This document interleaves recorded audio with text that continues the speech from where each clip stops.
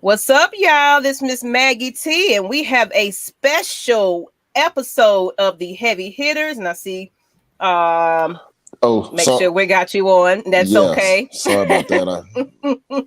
Hey, it happens. Technology. Yeah, but like I said, we have a special episode of the Atlanta Falcons Heavy Hitters. Everybody kind of seen the announcement. We have some awesome, amazing guys on the panel tonight. But before we get into that, if y'all new to the channel, I want y'all to hit that subscribe button, Atlanta Falcons Nation. If you're, your first time seeing us, thank y'all. I appreciate y'all joining in. Hey, how you doing? How you doing? But before we get into the special guest of the hour, we have Mr. Magmite Sports.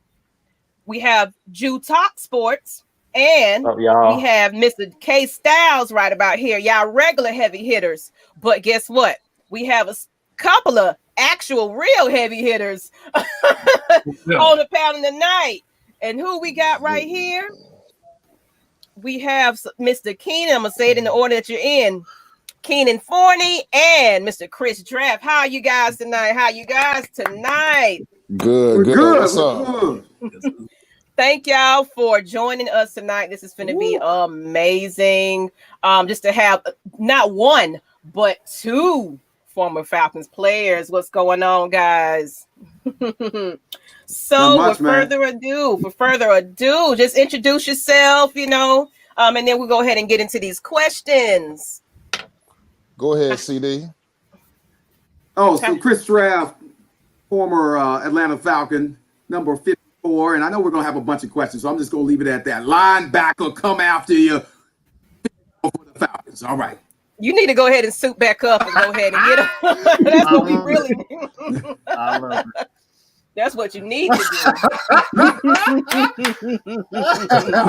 do. We were talking backstage, man. And you can't overestimate your skills, all right? That's the easiest way to get hurt is for me to say, I know I can get back out there. And then there's a 320-pound young man that puts his hands on you and then says, Mr. Draft, I'm sorry that I hit you like that. You can't do it. He ain't gonna say sorry. He gonna say get your it ass might look off good the for field. pictures. He ain't gonna say sorry. He might. No, it's gonna be uncle. The older you get, you uncle now. Well, I'm saying I might get thrown out the club and he said, "Oh, Mr. Draft." Right? I'm still throwing out the club. He still said, no white tees. Get out the club. Exactly. Dress code. All right, Mr. Kynan, how are you today? And just introduce yourself. If folks don't know you, I'm pretty sure everybody do. I'm good. What's up, Atlanta Falcon Nation? This Kynan Forney. Number 65, former offensive guard, 2001 to 2007. Peace up, 8-town down. There you go. Well, appreciate y'all today. So everybody just saying, what's up? How you doing? Rise up. All right. What's up? How y'all doing? I'm glad y'all tuning in today. So there you go. Oh, I guess that probably positive saying best, but hey. All right, so let's go ahead and get into these topics right now. So our first question is,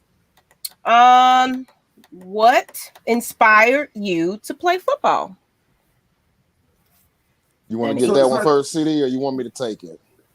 Go on and take it. Tell them about Nacogdoches, man. Yeah. I'm gonna take y'all to the country, man. I'm from East Texas. Take them back to East Texas. Yeah, I'm from East Texas, man. So growing up, I used to be one of the thicker kids. So I used to always, cousins, brother, always telling me, man, you're gonna be a football player. You should play football, and then you get out there and play with them older boys in the neighborhood, playing in the pasture on the side of the house.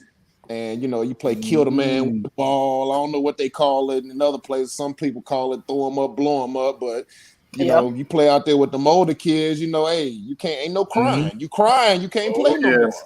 They hit you, they hit you in one of them sticker bushes. Hey, get up, dust that off, walk it off, and let's go. Get back out there.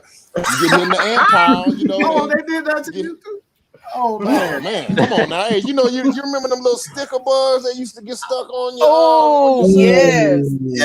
Man. Hey, wipe that off, walk it off, and come on back. Yes. I had nightmares about them. Yeah, buddy. But that's kind of how my football first time playing came about. And then, of course, you watch it on TV.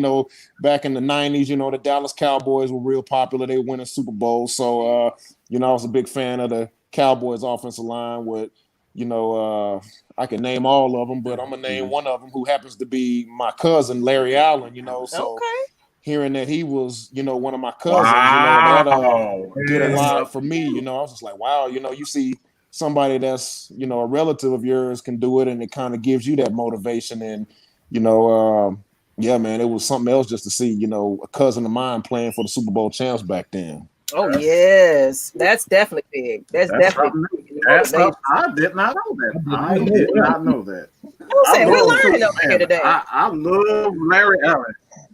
I love Larry Allen, man. When you say Larry Allen, people just know they played in this game. When you say Larry Allen's name, you just it's naturally like that's a bad man. And it just goes right after him. That's a bad man.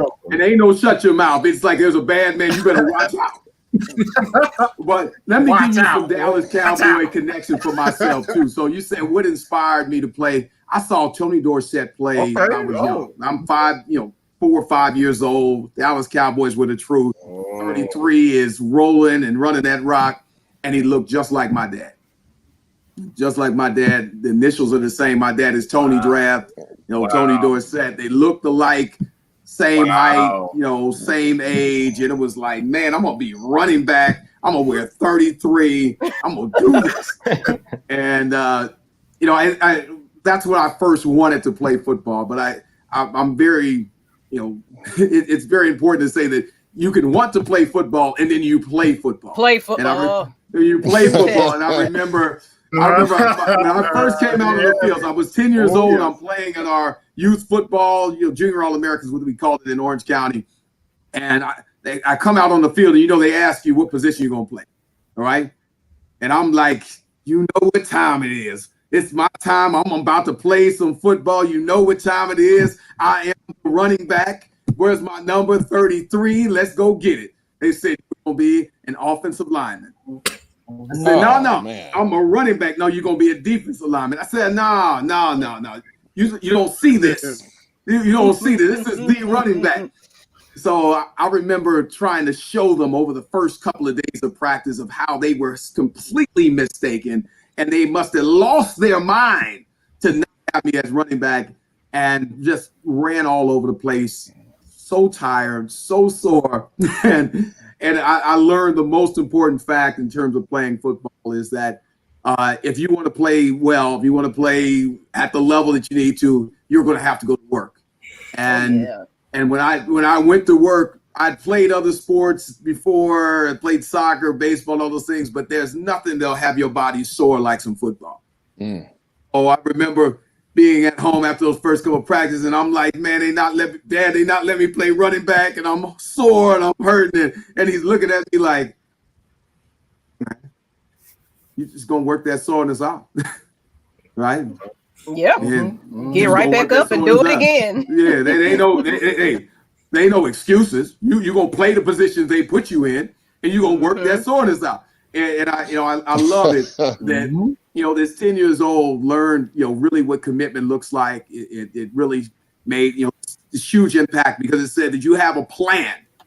I had my plan, and somebody else had another plan for me. And with my dad saying that and me going in on playing offensive line and defensive line, I actually carried that with me throughout my playing career, and now that experience made it where I appreciated Kynan that much more and our defensive lineman that much more by having to play early on. Definitely. Anybody want to add to that? Yeah, Draft, you talk about having, about you was wanting to be a running back and they had you playing defensive line at first.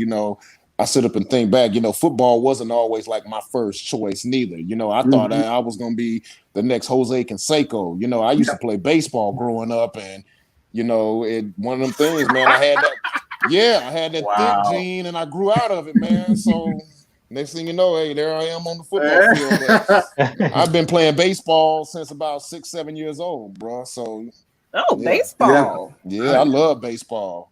Did you ever think Jose, that you was going to have a career in baseball? It's something that, what, like you said, you had your story about NFL, but playing football. But did you ever really think that you was going to be? Because that. Oh yeah. That baseball field, time, like it's really hard to see Yeah, star well, like that. something happened. My eyesight started getting bad and couldn't quite see that baseball the way I need to see it. And I didn't want to wear my glasses out there, so it was a good thing. I transitioned into football, and the guys are a couple yards in front of me. So don't worry, I got the whole eyesight thing fixed later on. But it kind of pushed me in that direction. Hey, baseball's not it for you. Get over here. You're on the line, baby. Okay. Let's go into the next one then. Since we got into how y'all started with playing football, now that we are pro, who was your favorite teammate or coach when you played for the Falcons? So I'm going to say Kynan was one of my favorite teammates with Mr. Forney, that young man from Nacogdoches, Texas. My dog. But in terms of a coach, I have to say Wade Phillips is my dude, man. Wade Phillips is my guy, and really a coach that really cared about his players. A lot of times when you're around football, people say, "Oh, it's like a family. We're so close, and we're this." And no, it's we're working together. We have a strong relationship. We're connected because we go into battle together. But family, I don't know, right? But Wade's a guy that really did care, and cared so much that every time when I saw him when he was a coach for another team, the first person that's tapping you on the shoulder, first person, is Wade Phillips. And it's when someone asks you how you're doing, if they really care. It's the how you doing. Yeah. Versus really looking at you and asking you how you're doing, and you just know that they care. And I think any guy that's played with Wade that you get on, they'll say the same thing, because he was extremely authentic with it. He made you feel like that you matter, and that he saw who you were as an individual and as a man. So definitely Wade Phillips. Wade was cool, bro, because I remember even he was on the defensive side. I remember liking Wade too, because you can tell when people are genuine. Y'all know when somebody trying to be fake. You know what I'm saying? Some of the coaches will come up and say something to you, and you're like, man, you don't give a damn. Why don't you going back over there? But yeah, Wade was one of them cool, genuine coaches, man. Yeah, so I can see why you say that. Yeah. It's for me. I want to say the guys that was funny. Of course, my man Draft was one of my favorite teammates. But the guys that was on the team that could crack jokes, like your Jerron Bolden. I don't know if y'all remember JB. He was number 21. We diehard fans right here. We long time fans. Man, I'm talking about will roast you, will fire you up, will score on you, however you want to say it, man. He was one of those people. I don't know. Y'all tell me. We all had that friend or somebody in your class or your neighborhood on the bus or something where not to get on him, because if he get back on you, he gonna be on you for about 30-40 minutes and have everybody laughing at you. And JB was that guy. I remember we'd be on the plane rides coming home, and man, if you get him started, boy, he gonna be on you for about an hour or so. But guys like that, those were my favorite teammates. Him and DeMario Williams, they'll just I like to storm people. I like to hear people get roasted. You know what I'm saying? That's my thing. So the funny teammates, those are my favorites. Yeah. Fred McCrary, the Mississippi State Bulldog. Oh my goodness, boy. Yeah.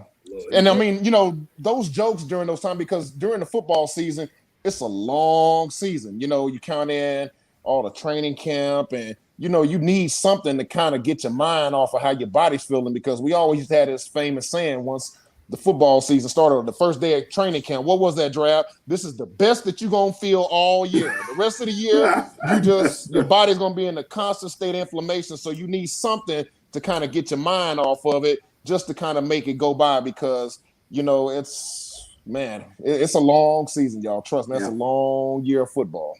Oh, I can imagine. I definitely can imagine that. Because you got to find something, especially, you're on the road all the time. So, yes. You got to make a friendship and family with your teammates, because, your family is not seeing you. So, And that's pretty much back then. That was before you could pick up a phone and FaceTime somebody. Well, with football, we're not on the road, say so much, but we are around each other all the time. Yeah, and it is exactly. absolutely a grind. And literally the whole kind of goal of the game is to put fire on your opponent so much that he questions if he wants to play the game.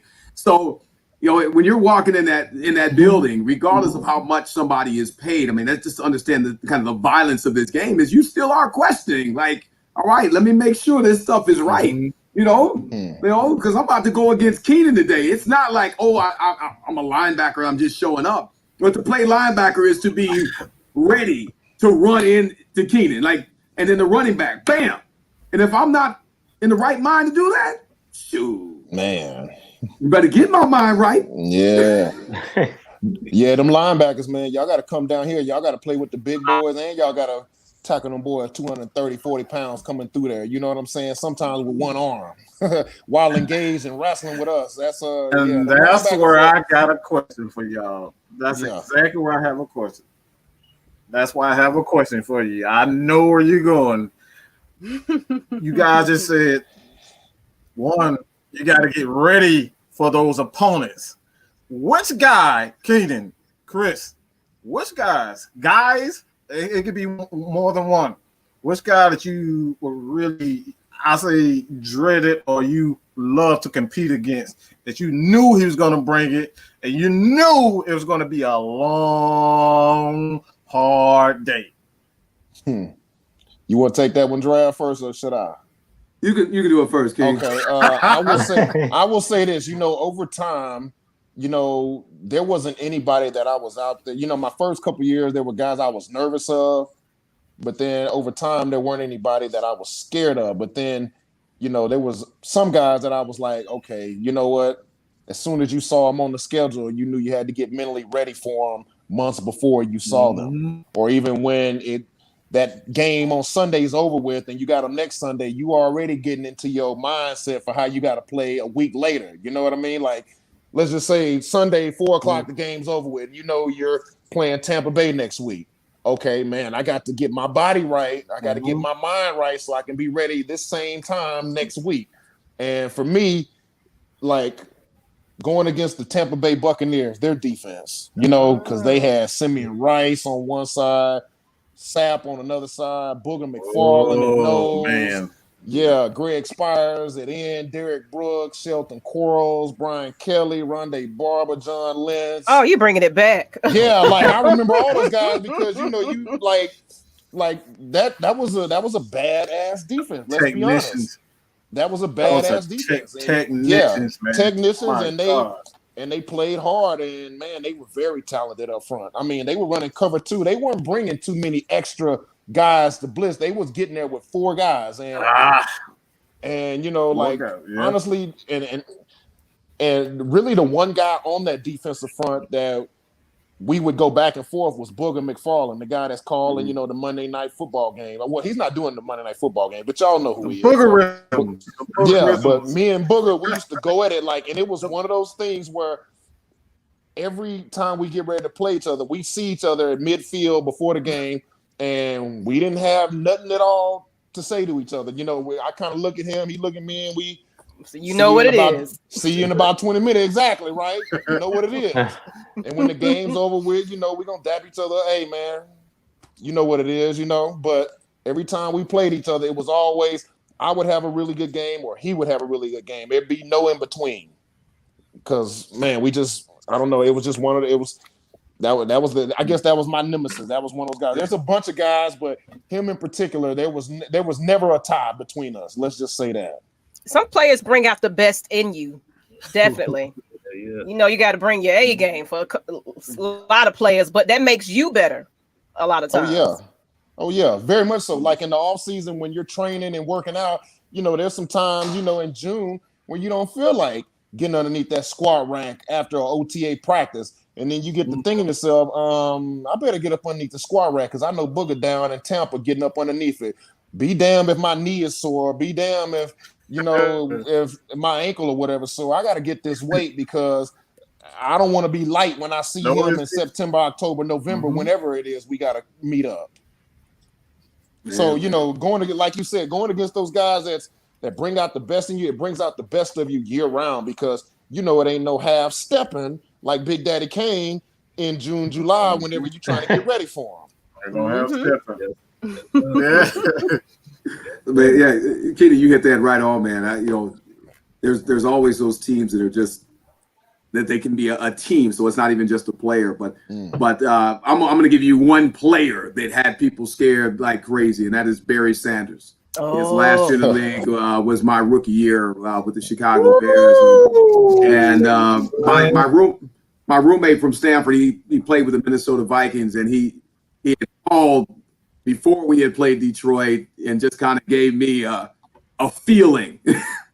How do you feel about playing against Barry Sanders? And he said it was amazing. It seemed like that people held their breath every time he got the ball. And then they would just and it was every time because he was a guy that always had the ability to take it to the house. There were so many negative plays that he made that were positive. And then I was with the Chicago Bears. You guys know he put like a highlight tape together almost every time he played for the Bears, except for that year where we actually played him. We played him well, but it wasn't anything that people celebrated. I mean, I think, to understand how great he was is that you didn't see people celebrate. If they made a tackle, they knew that it was a good thing, but not something to celebrate, like overly celebrate because he's just so amazing. So Barry Sanders is that guy. I'll tell you, playing against Michael Vick when I was with Carolina, it was amazing to see how the Carolina Panthers team were like this dude. I mean, man, talk about that, Draft. I always wonder what was said in other teams about Mike. I knew what it was in our building and on practice field, but what was it for y'all when y'all was at Carolina? I'm gonna tell you, it was scared, man. Because when you look at the record, so I was with the Falcons. That's June, man. All right. I mean, they were scared, and you remember Mike flying on that one play when he came back after he hurt his leg, and he plays against the Panthers, and he kind of flies from like the 5-yard line into the end zone, and being his teammate, that was dope. Like that was yes. All right, but for the other team, it was like, man, that dude flew, man. He flew, man. It's a complete different kind of perspective when you play with somebody, somebody real well, they're your teammate, versus when you go away and now they're the team looking at them. So it was, it was something to hear their reaction to him. That's funny. That's funny. I always wonder what was said in them other rooms, in them other defensive meeting rooms, especially when he was on. You sure it was PG though, Chris? Are you sure it's PG? Are you sure it's PG what they were saying? Yeah, I bet not. No, again, when you talking about a bad dude, it's not like you cursing all over the place. I mean, it's like, go flu. I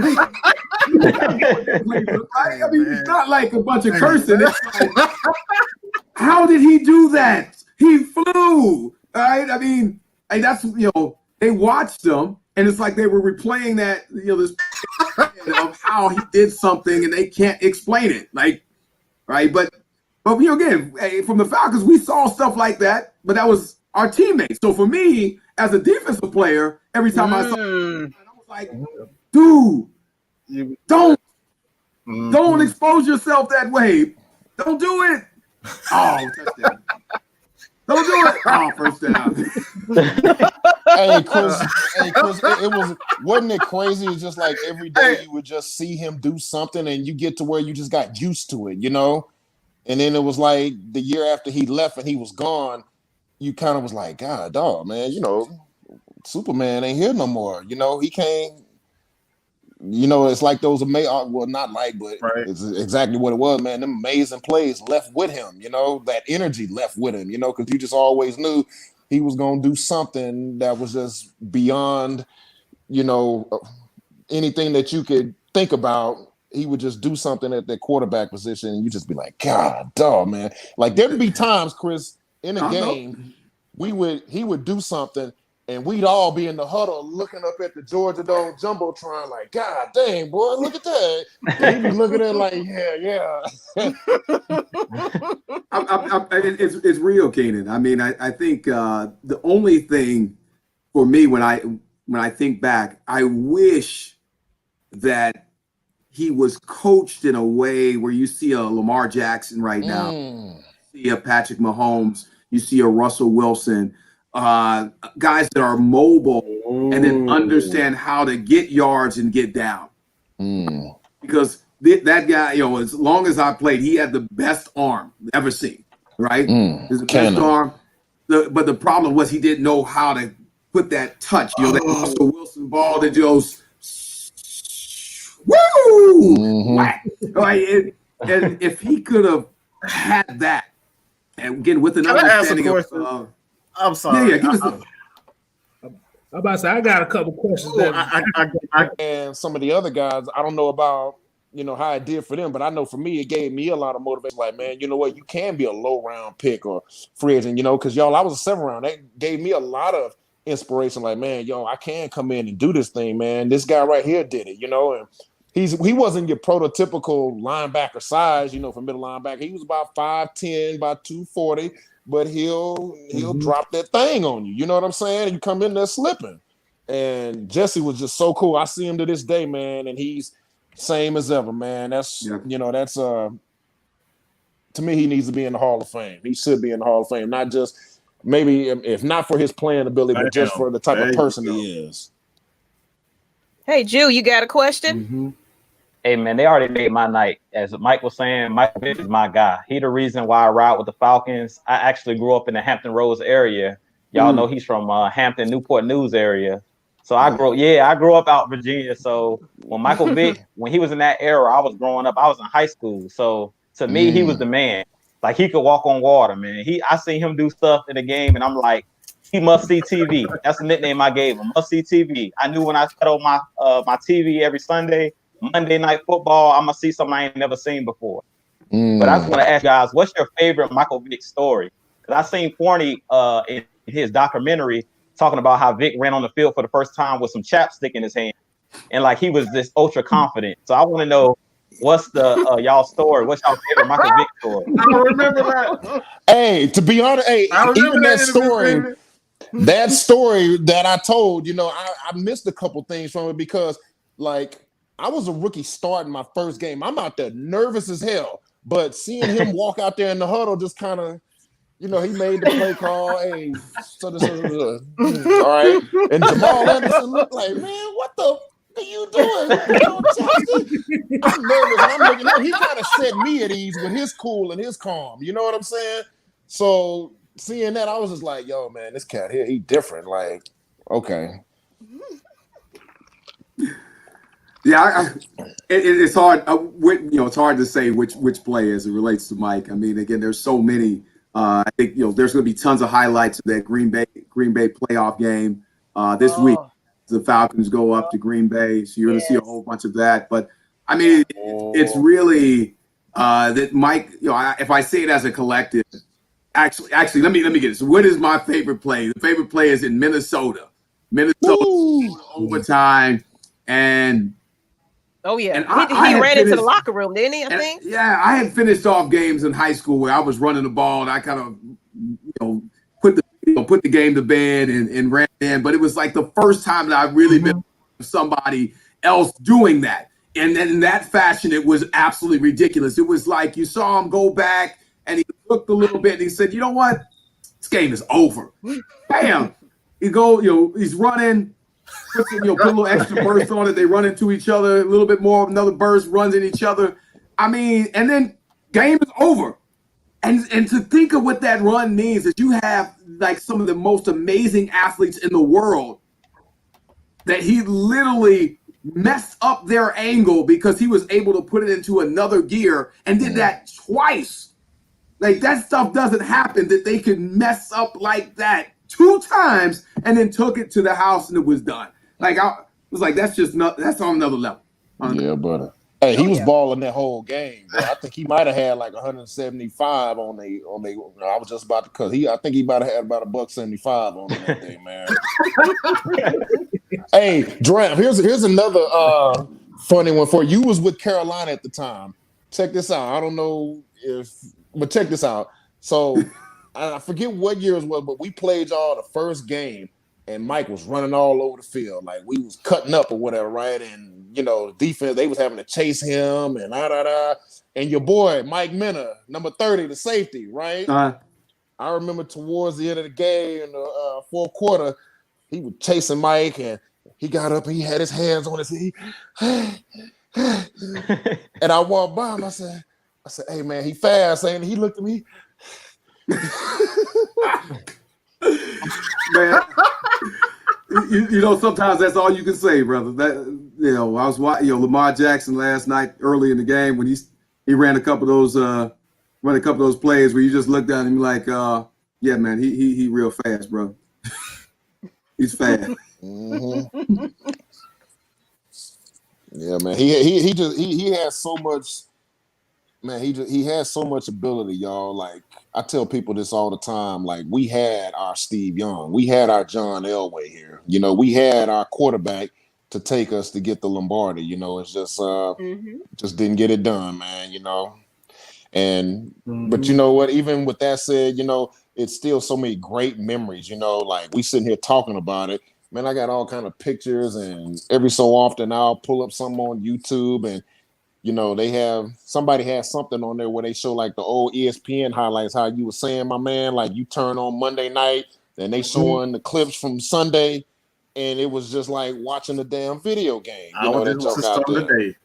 Yeah. So you know what I mean? Like he was like I was so glad to be a part of it, and blessed and fortunate that he asked me to be a part of that football life story of his. Like I was really taken aback when he asked me, like, hey, I want you to be a part of it. And I was just like, man, you know what? I appreciate that.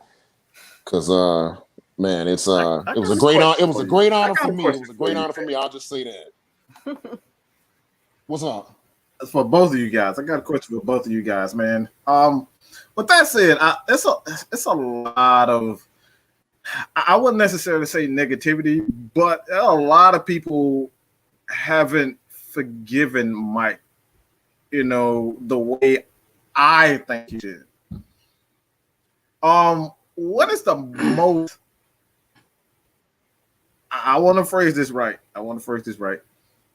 What's misunderstood about Mike that a lot of people just like, okay, what I'm referring to, I'm just going to get to it, is the playbook.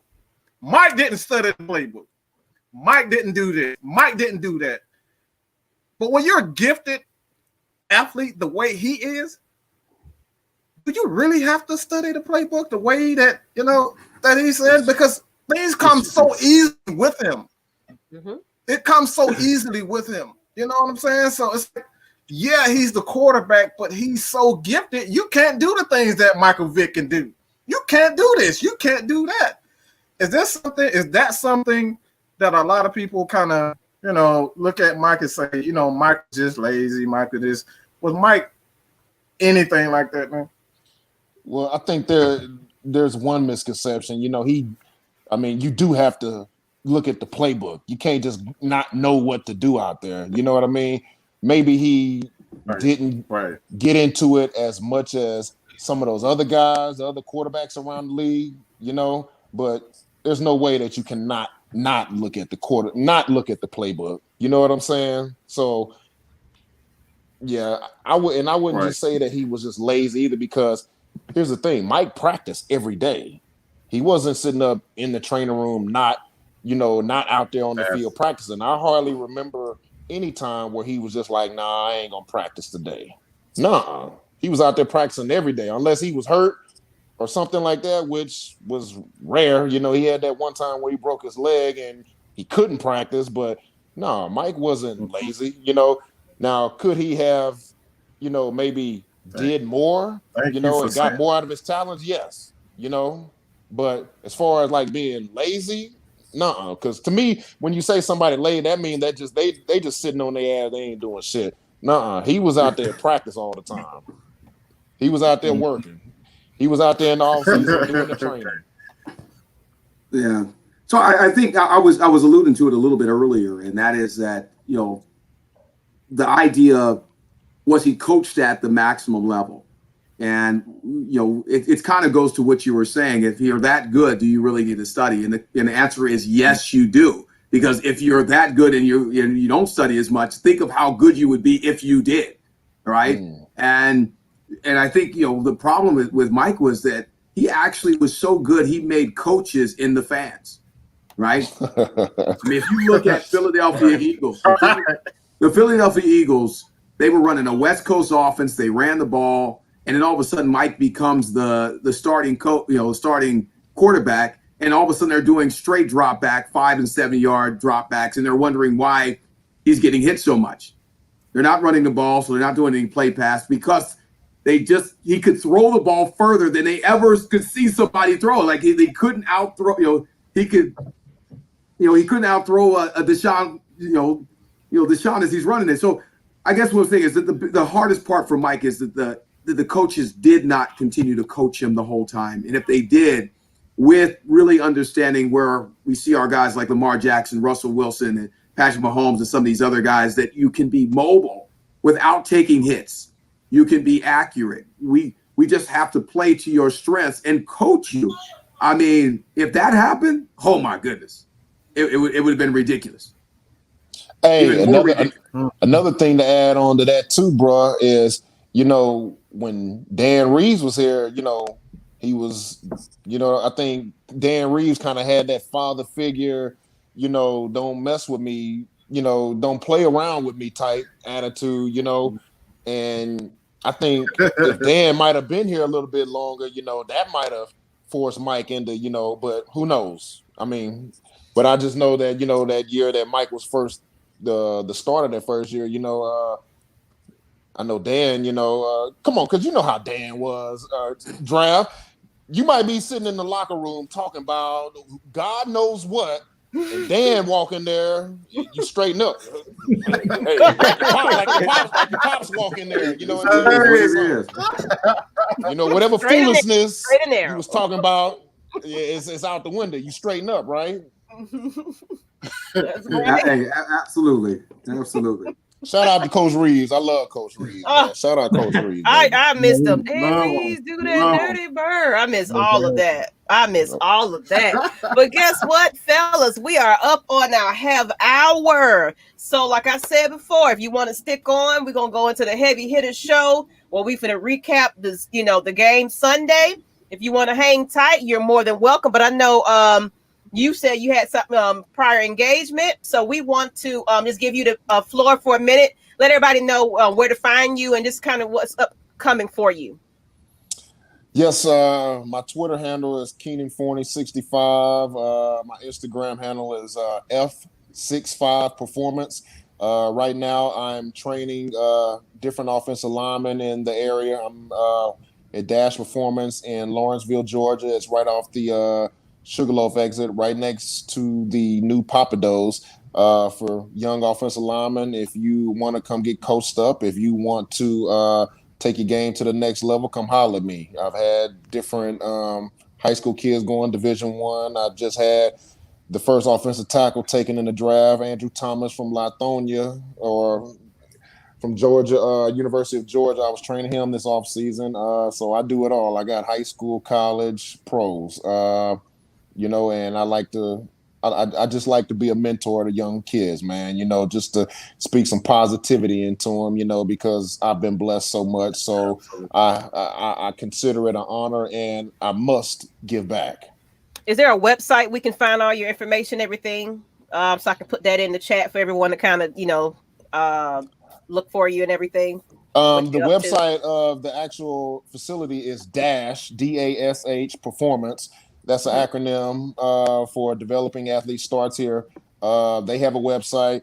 My website is just my Twitter handle and my Instagram handle. So, I mean, if you're trying to get in touch with me, hit me up through one of those avenues. I'm not Hollywood. As you can tell from this You are interview, amazing. Hey, ain't no Hollywood. I'm regular as hell. You know what I'm saying? Hit me up. I'll get right that's back what with we you. love.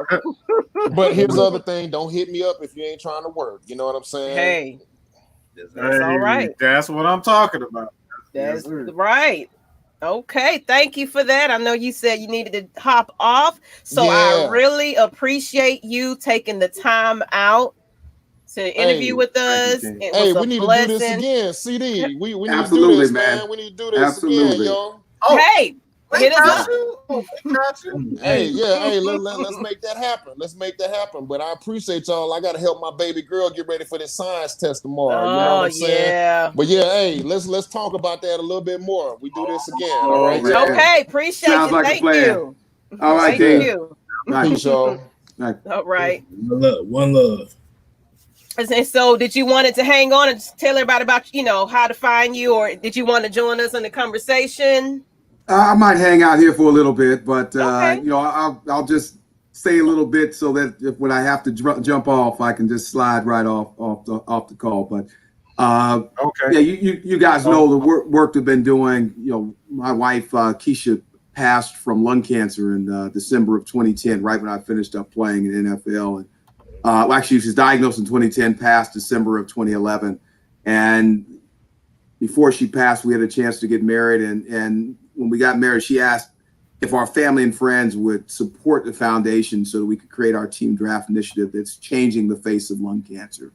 And so, that's the work that I've been doing since that time is really changed the face of lung cancer by finding advocates that are similar to my wife that are willing to stand up and fight for other people, not just for themselves. And in doing that, really send the message that research matters, that it's we can't just prevent it. It's just like every other cancer, every other disease out there, that we need research to be able to have better early detection, better treatments, and be able to have more survivors that are living at a higher quality of life. And so, again, that's the work we've been doing. Is gone all over the world in doing that work. I mean, I'm so blessed with being able to play in the NFL because it gives a platform to be able to address pretty much anything.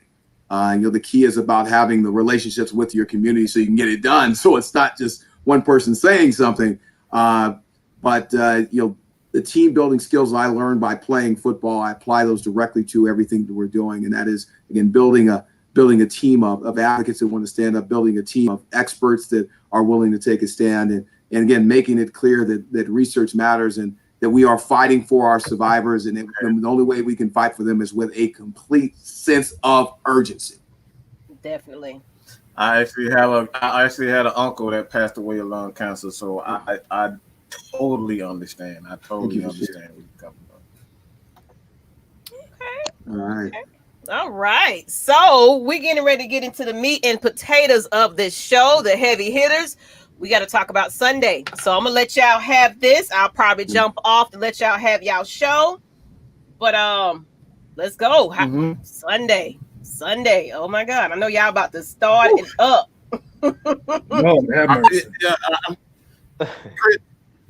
Chris might want to slide out. He might want to slide out because I don't think he want to, besmirch the great name.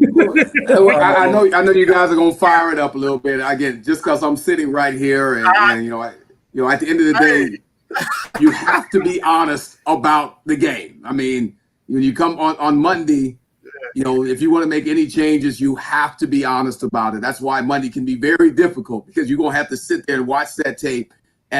But the most important thing is recognizing that as bad as it is that they lost, there was a whole bunch of good, the same way as even in that Dallas game. So I know as you guys are about to go in on the Falcons, want to make sure that we don't completely forget the fact that there was a whole bunch of good in that game. Absolutely. A whole bunch of good, right? Absolutely. So go and get it now. Yes, sir.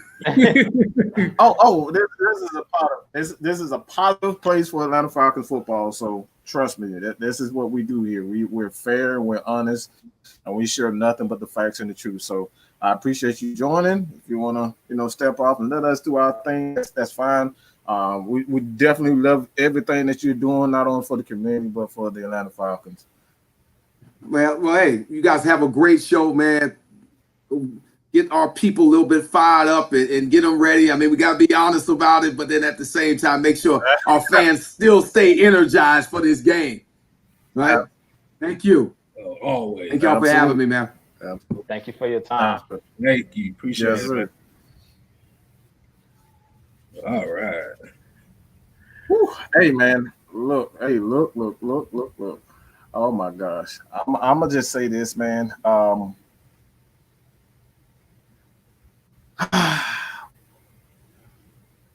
I wasn't necessarily happy from what I saw from Dirk Cutter. That annoyed me more than anything. I don't know about you guys, but looking at Dirk Cutter, that's not what I want to hear. I don't want to hear that from our offensive coordinator again. This is the same thing we're hearing from him. The same thing. We had a chance to be aggressive. We haven't we heard that before? We hear it every week. That sounds like the same. That sounds exactly like the Super Bowl talk. That sounds exactly the way they make an excuse in the Super Bowl for not making the right call. And I don't know who said that. I forget who it was. It may have been Jude, but somebody said maybe it is. It could have been Kevin, but maybe this is Dan Quinn who is preaching this false aggressive mentality, man. Like, sometimes you got to do the right thing. Sometimes you got to look. We got to slow down. We can't always be aggressive at certain moments. You got to be smart at the right moments. And I don't think Falcons have been, necessarily smart. It's okay to be aggressive in certain situations, but it's the end of the game. It's the end of the game. What are you doing? Run the freaking ball. Run the clock down. Make it harder for them. You're making it easy. You're giving these guys 4 minutes to run to score. That's it. I'm gonna say this. I don't like the fact that it seems like the players are scared to speak up and speak out about what's going on. It's all kind of scripted. Everybody's scripted. Oh, we're supporting our, coach and everything. I'm sorry, I'm joining y'all class tonight, but do your thing. But to me, it just doesn't seem genuine to me.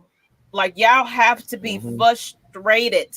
We've had amazing leads. Matt Ryan, Ridley, all of them, everybody just putting up great, numbers. We're doing great. And then what happens after the fact? You change it up. What works? You want to switch it up after the half. It's frustrating. So it's like now we're going into Sunday and Monday, not even knowing, we pretty much know what to expect, because it's like, and it's people that say, oh, well, they blame Matt Ryan and everything else, but it's like, I'm 39 points. You're supposed to win the game. Exactly. What are you saying? That's not enough for you? That's not enough for you? So it's like, what more can Matt Ryan do for y'all? That's just all I'm saying. So I'll leave y'all to it. Hey, I can't ready to explode, boy. I can't ready to explode. Go ahead. I'm about to say, because like I said, it just seems like the players are not afraid of the coaches, just like you said.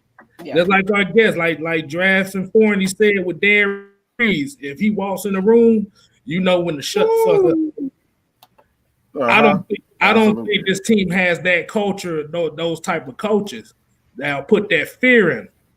Because, like you said, 39 points, boy, that's a shoe-in win right there for the average NFL team. You can't play good for three. That's what I said. You can't play good for 3.5 quarters.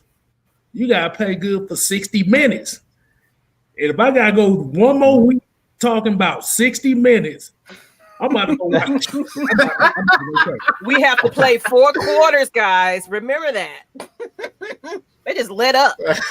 And then like Mike said, like Mike said, man, that's just lack of football situational awareness. Mm-hmm. Like I said, don't try to force Matt Ryan to win the game. If the game is there, let it flow. You run the ball to run the clock. Like you said, it's the same shit that happened in the Super Bowl. Exactly. That's how it felt. It definitely felt that way. You let you instead of using the clock as your advantage, you basically let the clock defeat you. Mm-hmm. Mm-hmm. Yeah, exactly. So we can't blame Matt Ryan on this. You can't blame the offense. Like you said, they sputtered in that second half, I get, but at the end of the day, the defense still has to make plays. Exactly. The coaches have to put the players in the right spots. And if you ain't doing that, it's like there just need to be accountability for everyone. Exactly. You're not getting in on these players good enough. It's just, next time, we'll do it next time. Get in on these players at halftime. This is what you're supposed to be doing. If we are blitzing like crazy. Exactly. You can't be like, you can't be like, oh, Timmy, you broke the TV. Oh, I'm going to give you a cookie. No. No, it don't work like that. You mess up, boy, you get the consequences. And that's why I feel like this team doesn't have the accountability. They don't hold each other accountable. Whatever. I know Jude is chopping at the bit. I already know where Jude about to go. Go ahead, Jude. Yeah, man. I'm chopping at the bit because y'all hit on all of the points that I was going to hit on, other than when the plays are there to be made, guys have to make the plays. Like, I was looking on Twitter and Harry Douglas was saying the same thing I was saying in my video earlier last week, is that Isaiah Oliver, you got to come off the field. Like, being benched, that could be embarrassing as well. If you ain't out there doing your job and the coach pull you off the field and you're on the sideline holding that helmet, you got to take the helmet off and you sitting over there on the sideline, that's embarrassing. So I feel like we said, I feel like Dan Quinn and the coaches have too much trust sometimes in the players. It's like, they're not out there making plays. It's kind of like, oh, well, we're just going to leave them out there and keep giving them chances after chances after chances. And it's like, take them off the field. Like, take them off the field, because sometimes when you come off the field, that'll motivate you. And it's embarrassing. Like, really, Dan Quinn doesn't understand, but the players are embarrassing him. Like, I don't hear none of our fans saying the players are not making plays. I'm hearing everybody saying fire Dan Quinn. But I'm like, it was plays out there. When I went back and watched the game, I had forgot all about Nick Foles throwing that ball where three defenders were standing there. Isaiah Oliver, I think Deion Jones, all of those guys. Yeah, three Falcon players. He just lobbed the ball up there, and none of them made the play. So it's like the ball was caught, I think, by Jimmy Graham, and then I think it was Casey stripped them, but we still didn't get the ball. So it's just like, and then it was on Twitter, somebody was saying again, because if you guys remember in that Eagles game in the divisional round where he threw the ball directly to Keanu O'Neal and the ball hit him in the chest and he dropped and it hit him in the chest. Yeah. So I'm like, Devontae Casey hit the ball. Casey hit that ball out of his hand. He hit the ball out of Isaiah Oliver. Isaiah Oliver had the interception and he hit the ball out of his hand. Like at that point, you got to that's situational awareness. That's not going and being aggressive and making plays. Making sure your guy is protected in order to get the turnover. That's what, and that's IQ. That's situational awareness, like you said. And that's the biggest thing with our coaching. I feel like everybody always talks about New England, and everybody hates to hear me say the Patriots because I can't stand them. That's our nemesis. But Bill Belichick understands clock management, time management. He understands situational football, and I feel like the biggest problem with our coaching staff is they don't understand situational football. Like, that's elementary. When you're in the 4-minute drill and another team has 3 timeouts, you want to make them use their timeouts. So you have to run the football. Like I was saying before, you're not even running the ball to gain yardage at this point. You're running the ball to drain the clock and make them use their timeouts. And that was my problem with what Dirk Cutter said in his interview when he was like, well, we were just trying to stay aggressive. And at first they had 2 high safeties, and then later on in the game, they only had one safety. I don't care if they were in the goal line. You run the ball because you're trying to make them use their timeouts, because basically we had 3 incomplete passes in a row. So we still didn't gain any yardage. So you were better off just go ahead and run the ball. Even if they hit us in the backfield, at least the clock is still moving. And they use their timeouts because we did them a favor by throwing the ball where they had to use none of their timeouts. So basically on that last drive, when they went down and scored, they had 3 timeouts. So it's like, it was key plays. Like I went back and I told you guys, I say this week after week after week. I feel like it's a rerun. I'm saying the same stuff over and over again. I say it's 4 or 5 plays in the game that changed the game. If you guys remember on the sideline when they threw the ball to Allen Robinson and Oliver was on that side and Bleedy Wade Wilson was on that side. Bleedy missed the tackle and he ran into the end zone. Right there, it was like 4 minutes left in the game. You make that tackle, you continue to make the clock drain. But it's like, our guys almost, I don't want to say they're giving up, but it's like you have to, it's 2 of y'all against 1 guy. Somebody has to make that tackle, bring him down to the ground and make that clock continue to run. But it's like, it's these small plays that we talk about that's game changers. Brian Hill dropping that 3rd down pass when he could have easily, he had the ball, but he just didn't look it in all the way. He tried to take off the field too fast. He had the 1st down. That would have took more time off the clock. So it's like, it's so many plays in this game that would have changed the game. And that's the reason why when I'm hearing these players, like they interviewed Bleedy, they interviewed Dante Fowler after the game, they interviewed Calvin Ridley, who looked really pissed off. And Calvin Ridley is never like mean with the media and stuff like that. But I don't know if you guys seen He's like Julio. He's like Julio. Man. He's a lot like Julio. They're a lot alike. He's chill. But Sunday, he was pissed off because he's like, y'all keep asking us the same questions. Do we back Dan Quinn? And at the end of the day, these players just want to win. It's like, forget Dan Quinn. I'm out here trying to win because this is embarrassing. I want to win games. Yeah, man. Forget talking about Dan Quinn's job. Like, who cares about Dan Quinn's job? At the end of the day, we're not getting the job done. So at the end of the day, we all are one. If Dan Quinn gets fired, okay, but we all are 0-3. It's not just Dan Quinn. They're putting that jersey on and they're going out there on the field. So it's embarrassing to them to lose in this fashion as well. So I feel like sometimes the media, they're not even cautious of the feelings of the players. It's like people wonder why people like Beast Mode for Marshawn Lynch doesn't like to speak to the media and stuff like that. It's because the media is so harsh. It's like y'all asking them these questions right after a game, after a hard-fought battle. It's like Calvin Ridley's pissed off. He ran the wrong route. Oh, y'all see me and Miss Maggie. Y'all see our reactions after the game. We cussing and doing all types of things. Exactly. And look, and we're not young players. lady come out. I don't even be a lady at that point. I'd be pissed off. And we're not even players. So that's what I'm saying. Imagine how they feel. Like our emotions are all tied up in it. But just imagine giving your all out there. You done left it all out on the field. Some of your comrades, teammates, they got injured, out there on the battlefield, and then you come off the field, and then these people who probably never even laced them up in between those white lines have the nerve to come at you sideways. Like, I understand why I really was pissed off, because I'm like, if they asked me about Dan Quinn's job and I was a player, I'd be like, bump Dan Quinn. I don't care about that, whether we back him up. Exactly. Yeah, man. It don't matter if we back him up, because at the end of the day, we're not getting the job done. So it doesn't matter. You know what I'm saying? At the end of the day, Arthur Blank won a winner. He won a Super Bowl. And right now we 0-3 and we're going in the wrong direction. So I don't want to hear nothing about what do you feel about Dan Quinn. They keep asking Dan Quinn about the job. It's like, it doesn't matter, because at the end of the day, the only person that can make that decision is Arthur Blank. So y'all might as well keep asking Dan Quinn these players, is he going to get fired? Why hasn't he got fired? Are you guys going to still play for him? Are you guys going to back him? Yeah, like a player's going to say he sucks as a coach. I mean, of course, they're not going to come out and say that. So I feel like at the end of the day, we need to be asking, how can we correct these situations at the end of the day? That's what we need to see. How can we solve this? And that's what Bleedy Way said. We need to talk about how we can solve these issues that we having. And really, like I said, it's elementary. We're not playing for 60 minutes. K-Style said every week. Me and K-Style saying the same thing over and over again, like a rerun. It's the 3rd week in a row that we got to finish. You know what I'm saying?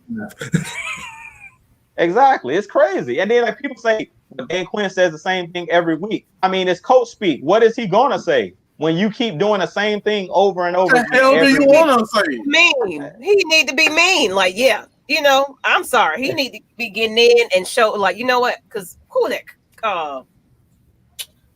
Whatever. Anyway, I'm just saying, it's typical, like they got a damn speech on the paper and they're going to say the same thing this week. Exactly. Almost like he got a pre-written speech for every loss. He do. It's the same speech, dog. We need to play. They might as well take our speech. We need to play for 60 minutes. We need to play. We need to stop being Atlanta 3.5. We're mad as hell, and we're fired up. We're fired up. We're fired up. Fired up. We're fired up. We're pissed off. I'm like, shit, y'all should have been pissed off after the first game. And it need to be accountability. Like, I take accountability because I didn't have my team together. They didn't know what to do right there. The secondary. It's my fault that I didn't have my team prepared. You need to take ownership. That's what pisses me off. That's what pisses me off because I'm seeing absolutely no accountability from Dan Quinn nor Dirk Cutter. These guys are saying, "Oh, we should have." They're shifting the blame. They're shifting the blame towards the players. That's not what you're supposed to do. As a coach, you're supposed to take the blame. If I'm the leader, I'm supposed to take the blame for anything that goes, even if it's not my issue, even if it's not my fault. I take the blame. I should have been the one that had us ready for the game. I should have said, guess what? No, Dirk, we're not going to pass the ball. We're going to run. I should have did that. There's no one taking accountability. You got Dirk literally saying, we ran the ball 4 times and we only got 9 yards. So basically, you're shifting the blame on the players. You're shifting the blame on the players. Why is no one saying anything about that? I'm giving you a huge F you, Dirk. You don't do that to your players. How do you as a coach to say in the fourth quarter with 4 minutes left on the game clock? You're saying to your offensive line. Hold on, Mike. I don't want to cut you off, but I just want to say one thing. The statement you just made shows that we don't understand situational football. It doesn't matter how many yards you got. You're trying to run out the clock. And that's what told me when he said that statement, that's what told me right then and there, we don't understand situational football. This he don't even give a damn literally said we passed the ball because there was too much time left with 4 minutes to go. But you stopped the clock. I wasn't finished. I was just like, really, nigga? You know you done messed up, right? Did you really just say that? You know you done messed up, right? But I had to say that because it's like, bruh. That's why I said in my video, my key word for this week is why. Why? Tell me why. That's all I gotta say. Tell me why. What the hell happened? But K-Styles, you can listen to what they are saying, and they're getting themselves in trouble. That's the dumb thing about it. If you sit there and say, "Well, it was too much time," so that means you run the ball to drain time. That don't mean you stop the clock. Like you did just what you freaking idiot. You freaking idiot. And then you sit there and say, we only got 9 yards when we ran the ball 4 times. And I was just saying, it doesn't matter how many yards you gain. How many yards did you gain when you threw it incomplete 3 times in a row? 0. So you might as well ran the ball. Like you literally threw the ball 3 times and got 0 yards. But you're sitting here talking about it was too much time on the clock, so we threw the ball. That doesn't even make sense. If you thought it was too much time, you would have ran the ball to drain the clock, eat the clock. That's why I say we don't understand situational football, and that's scary. Now that's scary when we can't, because that means you're gonna continue to blow games, but you just don't understand the game. You're playing checkers, and everybody else playing chess. It's a problem. That's a problem. You can't scapegoat everybody when you're the consistent problem. Exactly. Woo, boy! You see a lot right. It should have been some damn tables and chairs thrown in the locker room. Like, this is just ridiculous. It should have been y'all cussing and everything. You get on the floor. I need push-ups. It should have been some shit like that. You ain't going to sleep tonight because we finna go practice right now. It should have been that. Everybody was accountable for their own shit. You dropped that pass, Julio. You did this. Everybody made mistakes. Oh, I can guarantee how that went. Hold on, take the glasses off. I'm gonna get. Let me see how you did. Well, I think that we should have made better plays. Like you said, You can't do that, bro. You the head coach. You have the responsibility of the whole team. Just like Mike said, you got to be a leader. Exactly. But we're telling on ourselves again, because if you guys remember I think it was last year when we brought in Bob Sutton. They're like, we're bringing in Bob Sutton. And why did they say we brought in Bob Sutton? We're going to let him run clock, do clock management. That tells you right then and there, we don't know how to play complementary football. When you got somebody running, and my thing is this, if you know you can't do it, we need to hire somebody. But maybe we need to hire somebody from New England. I know one thing, New England know how to drain the clock. I know last year, when the Titans went up against the Patriots in the playoffs, when they beat them, Mike Vrabel did the same thing that Bill Belichick threw to other people. He drained the clock all the way down. Literally took a penalty on 4th down when he was getting ready to punt just to make the Patriots call a timeout. He used his own weapons against him. He used what Bill Belichick taught him as a player, and he used it against them. And that's how we got to do. It's a copycat league. All we got to do is copy what other coaches are doing. If you don't understand clock management, go watch film, go watch the end of games, go watch end of halves, how you supposed to do it. It's not that hard. It's not that hard. Go bite off somebody else. All you got to do is go watch film. It's not that hard. But the elementary mistakes that we're making the same mistakes week after week. And that's what's frustrating. And that's why I keep telling people, I'm not a Dan Quinn apologist. My thing is this.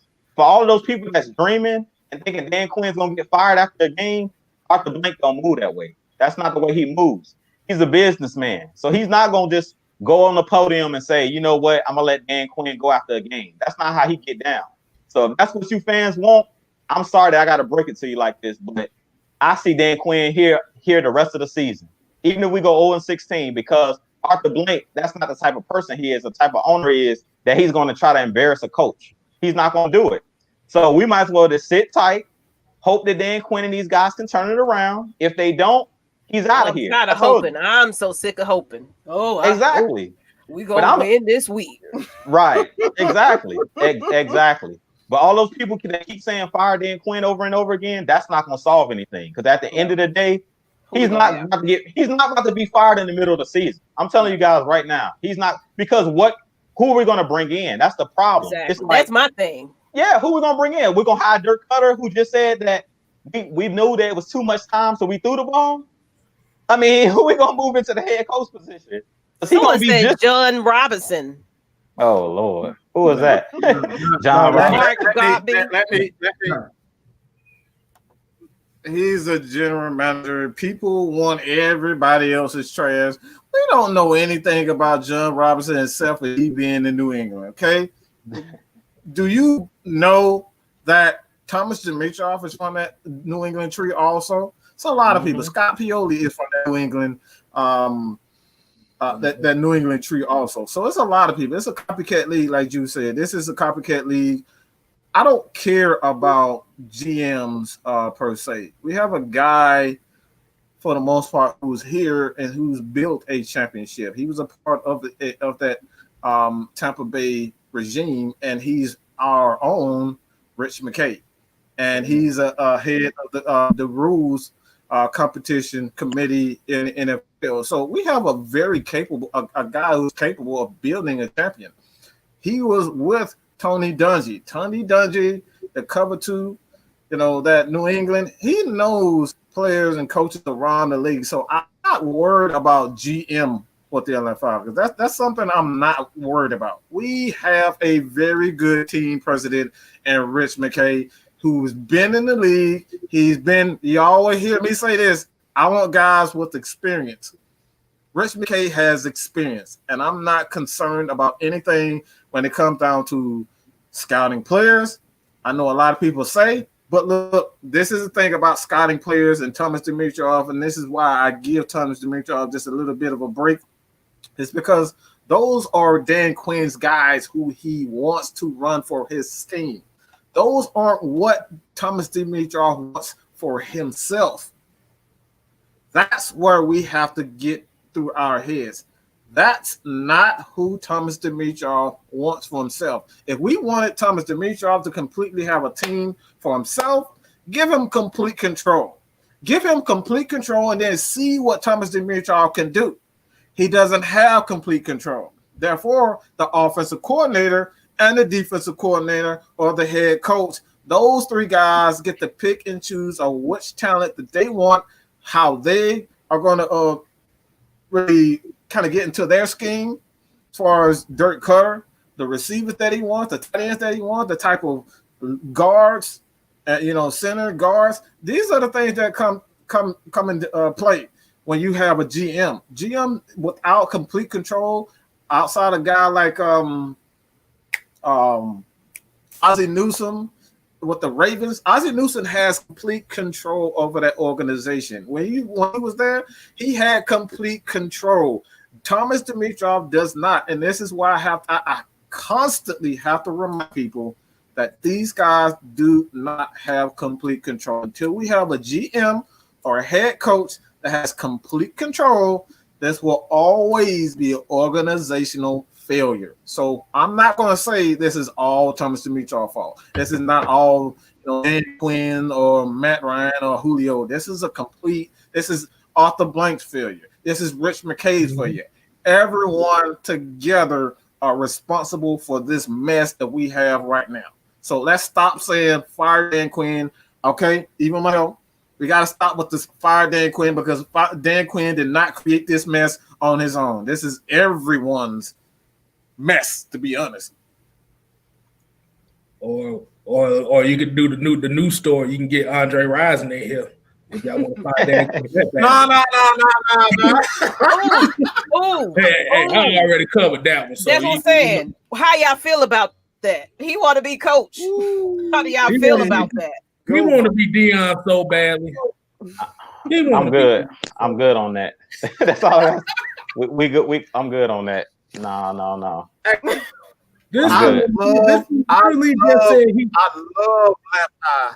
I love that hat, by the way. I love that hat. Thank you.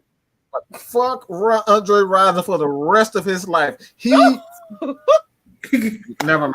I was gonna say something. We could be interviewing this man next. Hey, I don't give a damn. Come on.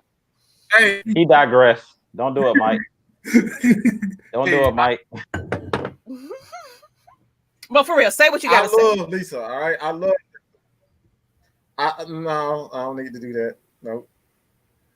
Yeah, like I said, he basically saw Deion getting the headlines of Jackson State. Like, okay. Yeah, he wanted to be a coach. Yeah, he said he waiting on Arthur Blank to give him a call. Like, bruh, I think Blank ain't calling you. He ain't at calling all. You. If he ain't calling Chris, what the fuck? He ain't calling Chuck Smith. But there you go. Damn, he got a chance. Exactly. He don't got a chance. You better off coaching the Atlanta Ducks. Woo-woo. They might not give you a chance.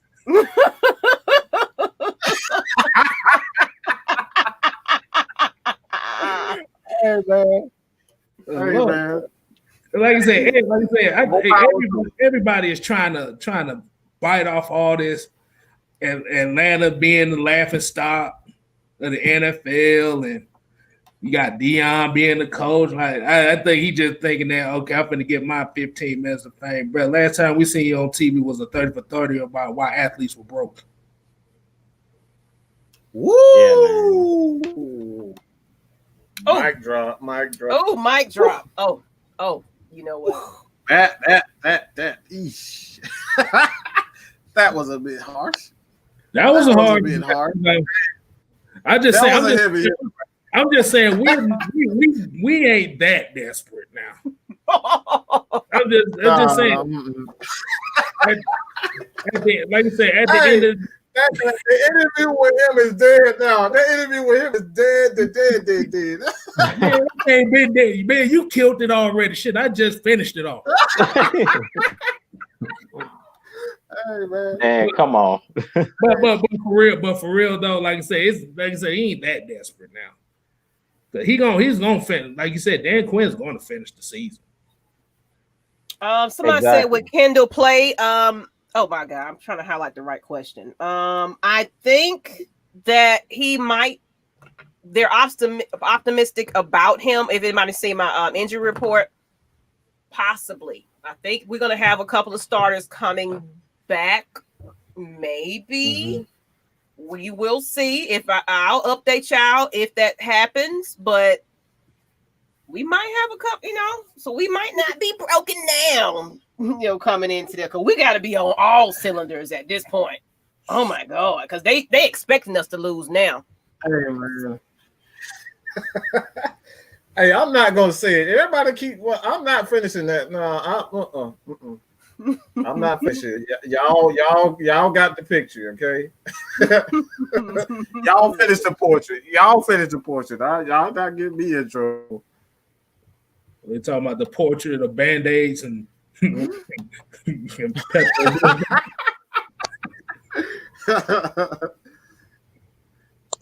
hope he does. I hope he does come back and play, but he got to come back 100. But I think Grady might be. I think he's looking good too. So we might. I haven't heard about Julio though. About Julio. We need as many warm bodies as possible. Yeah, right now, we're looking like a mass unit. We're looking like a mass unit out there. I talked about it in my video earlier. And look, I need Tack to go ahead, ice up, son. Like Steve Smith Sr. used to say, ice up, son. Hey, look, I need Tack back. I need Grady out there. I need Ricardo Allen. I don't know. You know how you feel about Tack. Hey, I don't care how Mike feel about Tack. We need Tack back because see what people don't realize when Tack is out there, we need that diversion. He had that quick first step. And to me, Stephen Means ain't doing it for me. He ain't doing it for me. I'm sorry. Stephen Means and Jacob Tatui Mariner, they not doing it for me. At least with Tack, he might only have one move, but at least he got a first quick step where he can create. Because if you remember when he was playing, he was creating basically a diversion where Fowler, Grady Jarrett, those guys could eat because he had that quick first step that you got to worry about. Right now, it's like on that other side, they don't have to worry about nobody being shot out of a cannon. I don't know about Marlon Davidson because last week they played him a few snaps. I think they're trying to get him back from that injury, so I think they didn't want to play him a lot.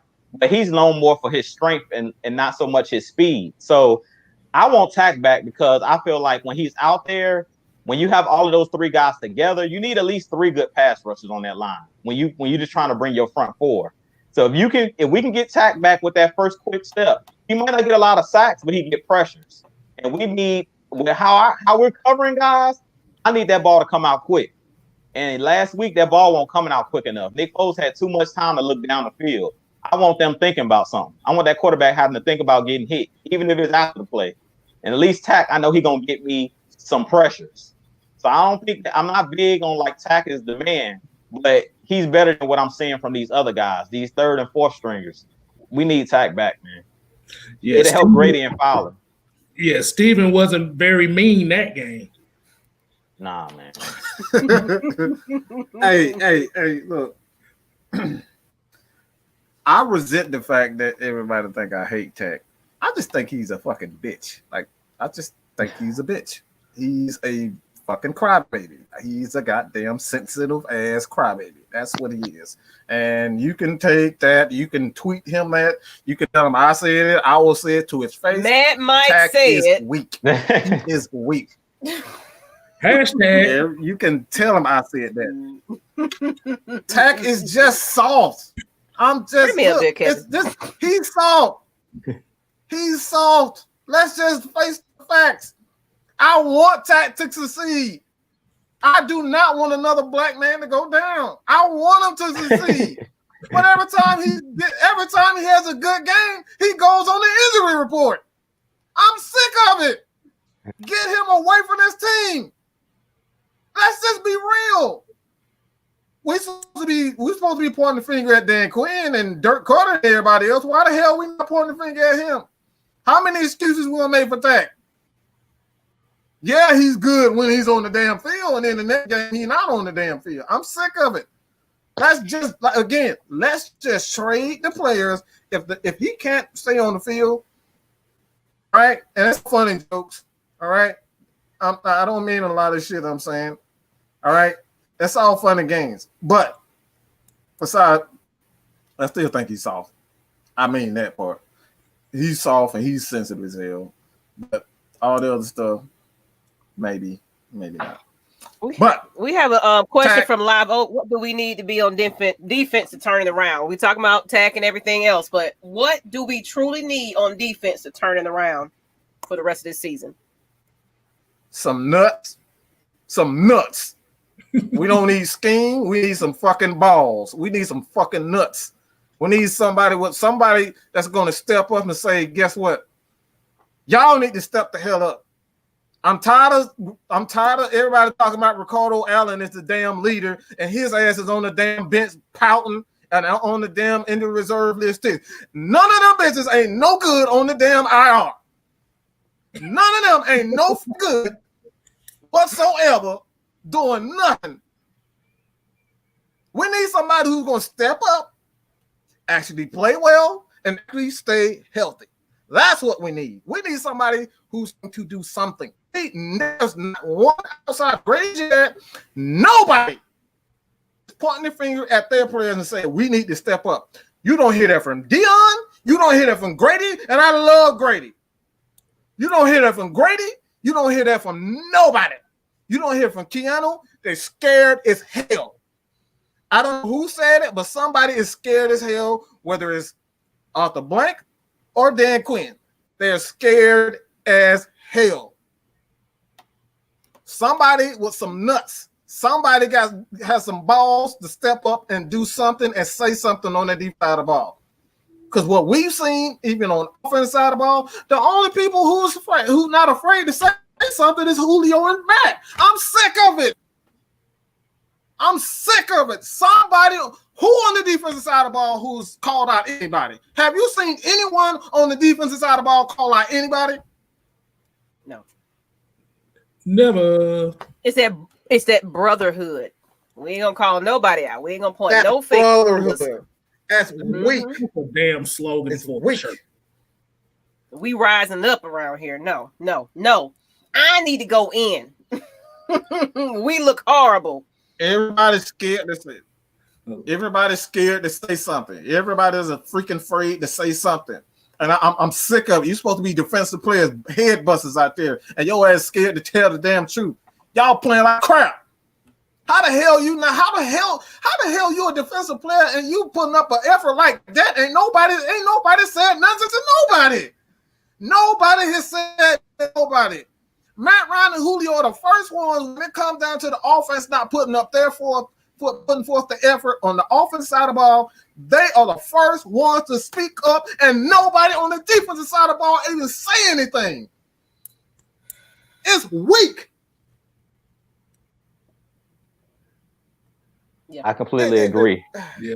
I completely agree with Mike, but I think it is a leader on that defense. I think the leader, and he just came to the team, so that's what makes it worse. To me, Grady should be the guy who should be the vocal leader, but Grady's more of the guy that I'm gonna show you how I work. I'm not gonna point the finger, or I'm not gonna call anybody out. But I think Dante Fowler is one of those guys that's having an influence on these players. If you guys seen this interview after the game, he's one of those guys that I think is going to be a leader, a lightning rod. No, hold on. No, this is no. This is not the Mad Mike show. Don't even joke like this. This is the heavy hitters, myself, K-Style, Jew, and Miss Maggie. All right, this is not the Mad Mike show. This is the heavy hitters. If you want Mad Mike, you can go to individual videos of mine. This is not about me. I'm just here to tell the truth, dog. That's all.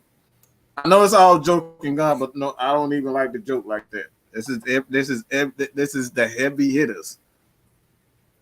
Yeah, man. Like I was saying, man. No, you good. I think the vocal leader should be Grady, but on this defense, to me, it's Dante Fowler. Dante Fowler, Grady Jarrett, Deion Jones. Those are the guys to me that's been here, that's been doing it, that's been playmakers. Like you guys know, Deion Jones is a playmaker. I don't care what nobody say. He's a playmaker. Whether it's pick six for game winners, whether it's a pick six. Every time he faced Drew Brees, it seemed like he picking him off. So, and Drew Brees is walking straight into the Hall of Fame when his career is over. So personally, I think that the leaders are Deion Jones, Grady, and Dante Fowler's trying to speak out. But I really feel like it's time out for all the talking too. We just need to go out there and perform. That's the problem, that's the problem. That's the problem what I have with the media. It's like y'all questioning these guys like, what do you need to do? But I really feel like it's more of actions what we need to do. We need to see it out there on the field. And to me personally, I want to see some of these guys come back. As much as Mike was saying, like, tack is soft and all this stuff, I need to see some of these guys come back. Because if we go up to Lambeau Field and we go up there with those practice squad players we had playing last week, we're going to get torched. I'm telling you right now, we're going to get torched. I'm just K-Style, go say what you said earlier. Say it what you said earlier, K-Style, bro. Go and say what you said earlier about going to Lambeau. I'm gonna say this first. You said, what do this defense need? They need a damn prayer. That's the first thing I'm gonna say. The only reason I'm gonna say this is it's the little, what it is it's the little stuff that mess them up. It's bad angles. It's Isaiah Oliver turning the wrong direction when the dude didn't even fake it outside and shit like that. It's that little stuff right there. You got to be accountable for the next man next to you. Because they Charmin soft. That's why they playing. They soft as baby shit. And I'm not talking about physically, but mentally, because it's like like Juice says, always 5 key plays that cost this team. And 4 of the 5 plays is on defense. Mm-hmm. Every week. It's somebody taking a wrong angle. It's somebody missing a tackle when you don't need missing to. a tackle. Somebody playing the man instead of playing the ball. Somebody not turning their head around. It's like like you said, you got to have pride. Like I said, the pride has to come in and say, fuck that. I'm finna take over. That's what I'm saying. Who's gonna be that guy to be like, fuck that, I'm gonna take over? You can't rely on Marlon Davidson to be there. He's a rookie. He still got to learn the game. Mm-hmm. Like I said, you know what Grady's gonna give you. You know what Debo is gonna give you. But who's gonna be that leader? Who's gonna be that next leader? Because Grady and Debo are not really vocal leaders, but they do theirs on the play, on the field. But who's gonna be that one leader to say, hell no, you need to be better than that. You need to be better than that. Or I'm going to tell coach to sit your head down and give me somebody out here that's going to do it better. Mm-hmm. Exactly. Right. That's what the defense needs. It's not about schemes and stuff like – it's not schemes. It's not players. It's accountability. Accountability. Yes, sir. Absolutely. Somebody asked what happened to Denard. Hamstring injury. That's what happened. Darquez Denard, hamstring. It seemed like all these players have a hamstring injuries. It seemed like that, yeah. It's like Julio hamstring, all these soft tissue issues, man. Hey,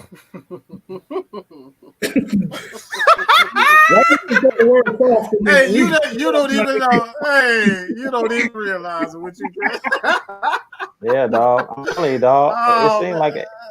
It seemed like it, dog. Everybody got a hamstring, dog. Everybody. It's like Denard hamstring, Julio hamstring, Foye Luakon hamstring. Like, come on, dog. Ain't enough ham sandwiches to go around there.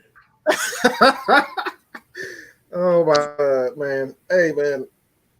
Yeah, it's again, man. That's how we do it on the heavy hitters, man. We coming at you guys with nothing but the honest truth, facts, hardcore facts and truth, and we're just gonna give it to you like it is, man. Because like I said, got a lot of shows out here. It's a lot of informative shows. Okay, guys will inform, a lot of knowledge.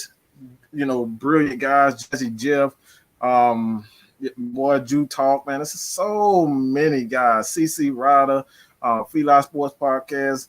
My boy Lieutenant Dan at Unintentional Grounding. AFN is still, like we really here to give you guys nothing but the truth and the facts of the matter, because you're not going to hear the truth. You're going to see them doing exactly what they're doing now, and they're putting us on memes.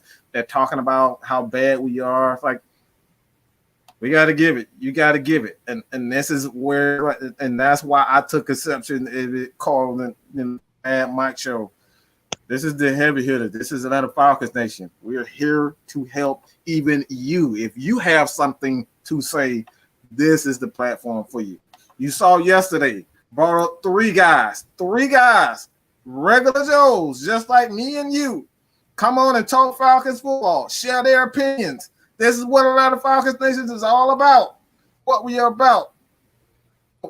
Like I said, if you guys, you want to join, hell, even Jew one day. K-Styles might want to do a lot. Hell, Miss Maggie might come and kick it with Miss Maggie one day. Okay, ladies, we need ladies. We need women. We need a women panel. I need the diehard, for real, females to join me for an episode, for a show. We need the ladies that know they football. I know y'all out there. I see y'all.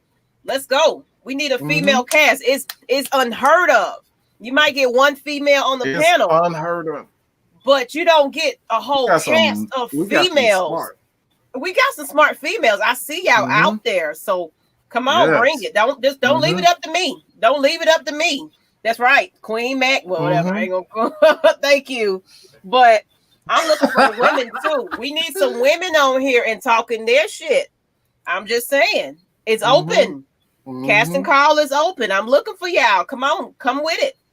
Come with it. They got these camps. The NFL Falcons be doing their little camps and everything to teach women how to play football and everything. I commend them for that. But you know your shit now. You've been watching the Falcons. Come on.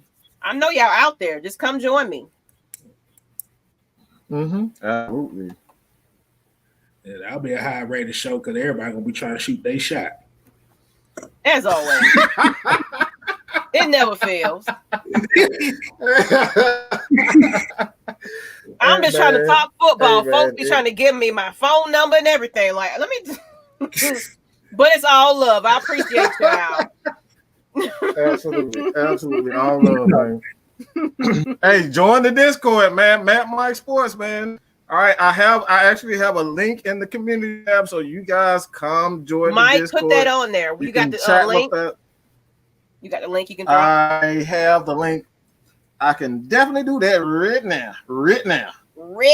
Y'all make sure while y'all looking, follow Jew Talk Sports and Mr. Jess K. Styles as well. These guys are, look, we're going to have us a history show one of these days because these dudes can go back for, y'all thought we had some special guests on that know their history and how they played.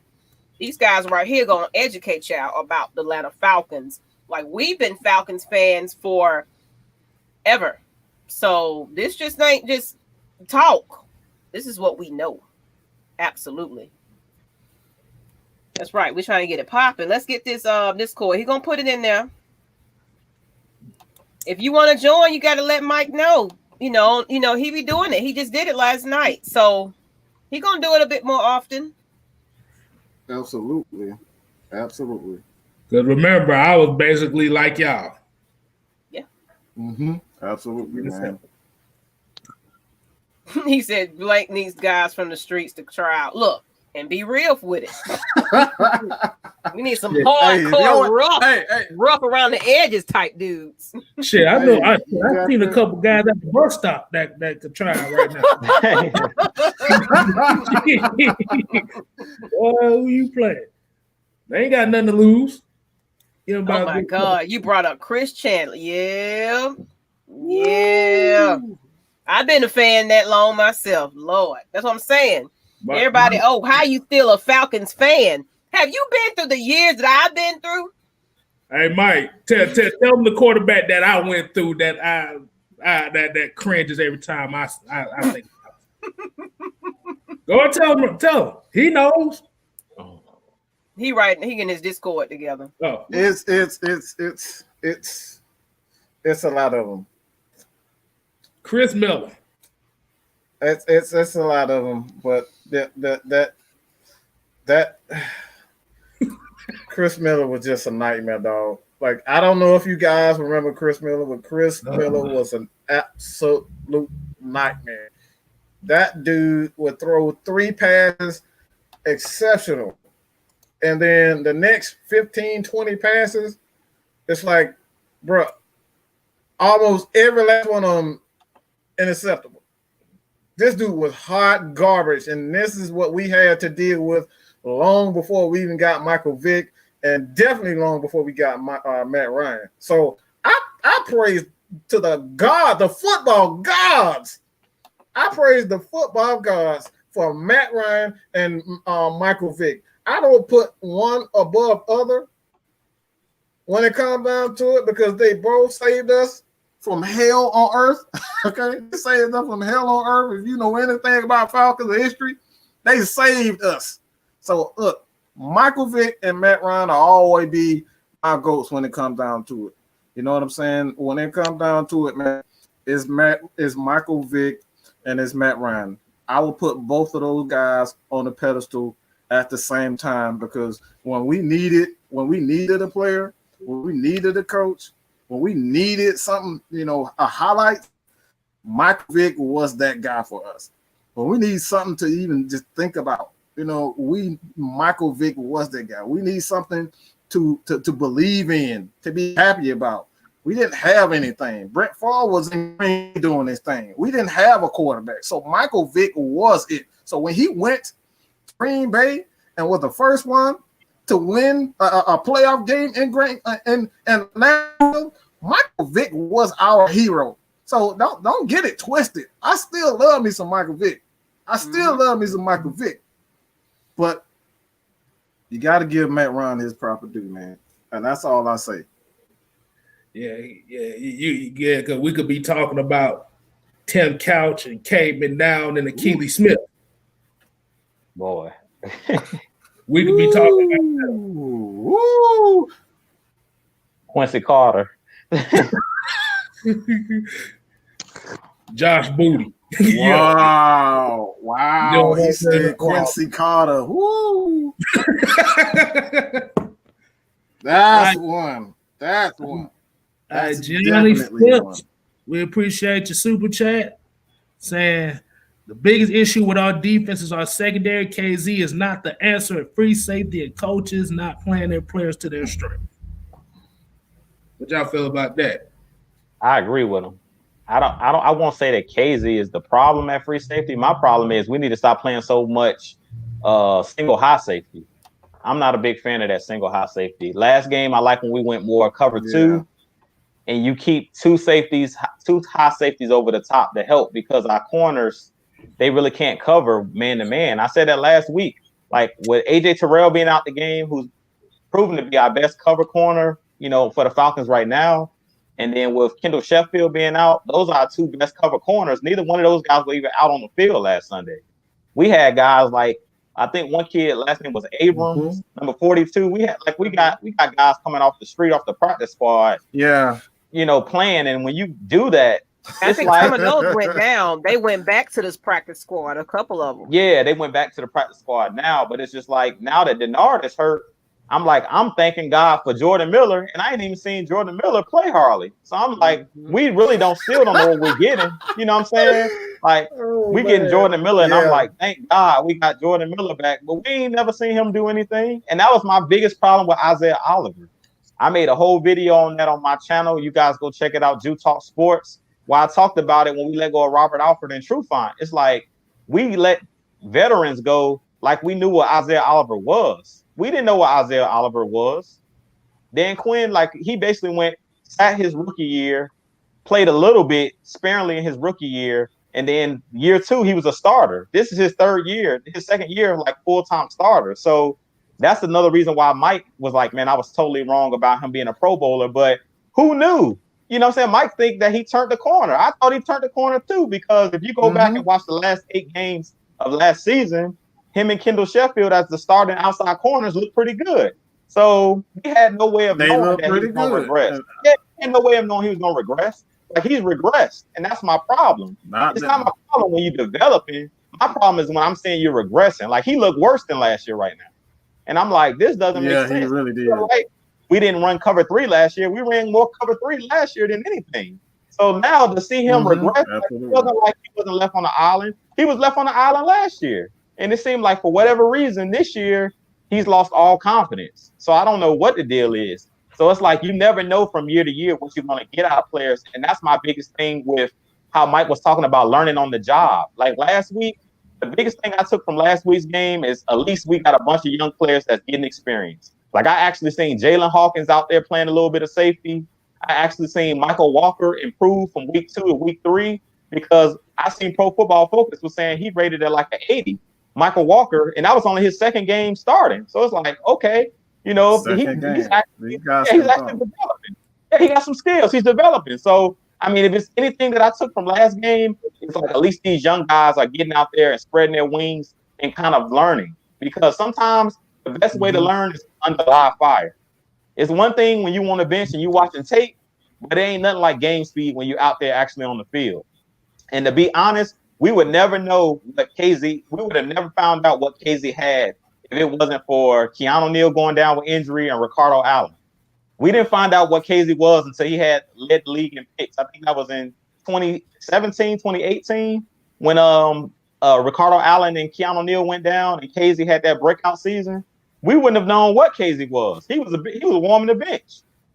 Yeah. So sometimes injuries are a blessing in disguise, you know. So you never know. I think KZ at free safety. Yeah, I kind of agree with Juice saying on this. It's more so of the cover 3. Like you said, Isaiah Oliver is not really a cover 3 corner. We all know him as man to man, and it just doesn't suit. It just doesn't suit the strength of the players that you do have.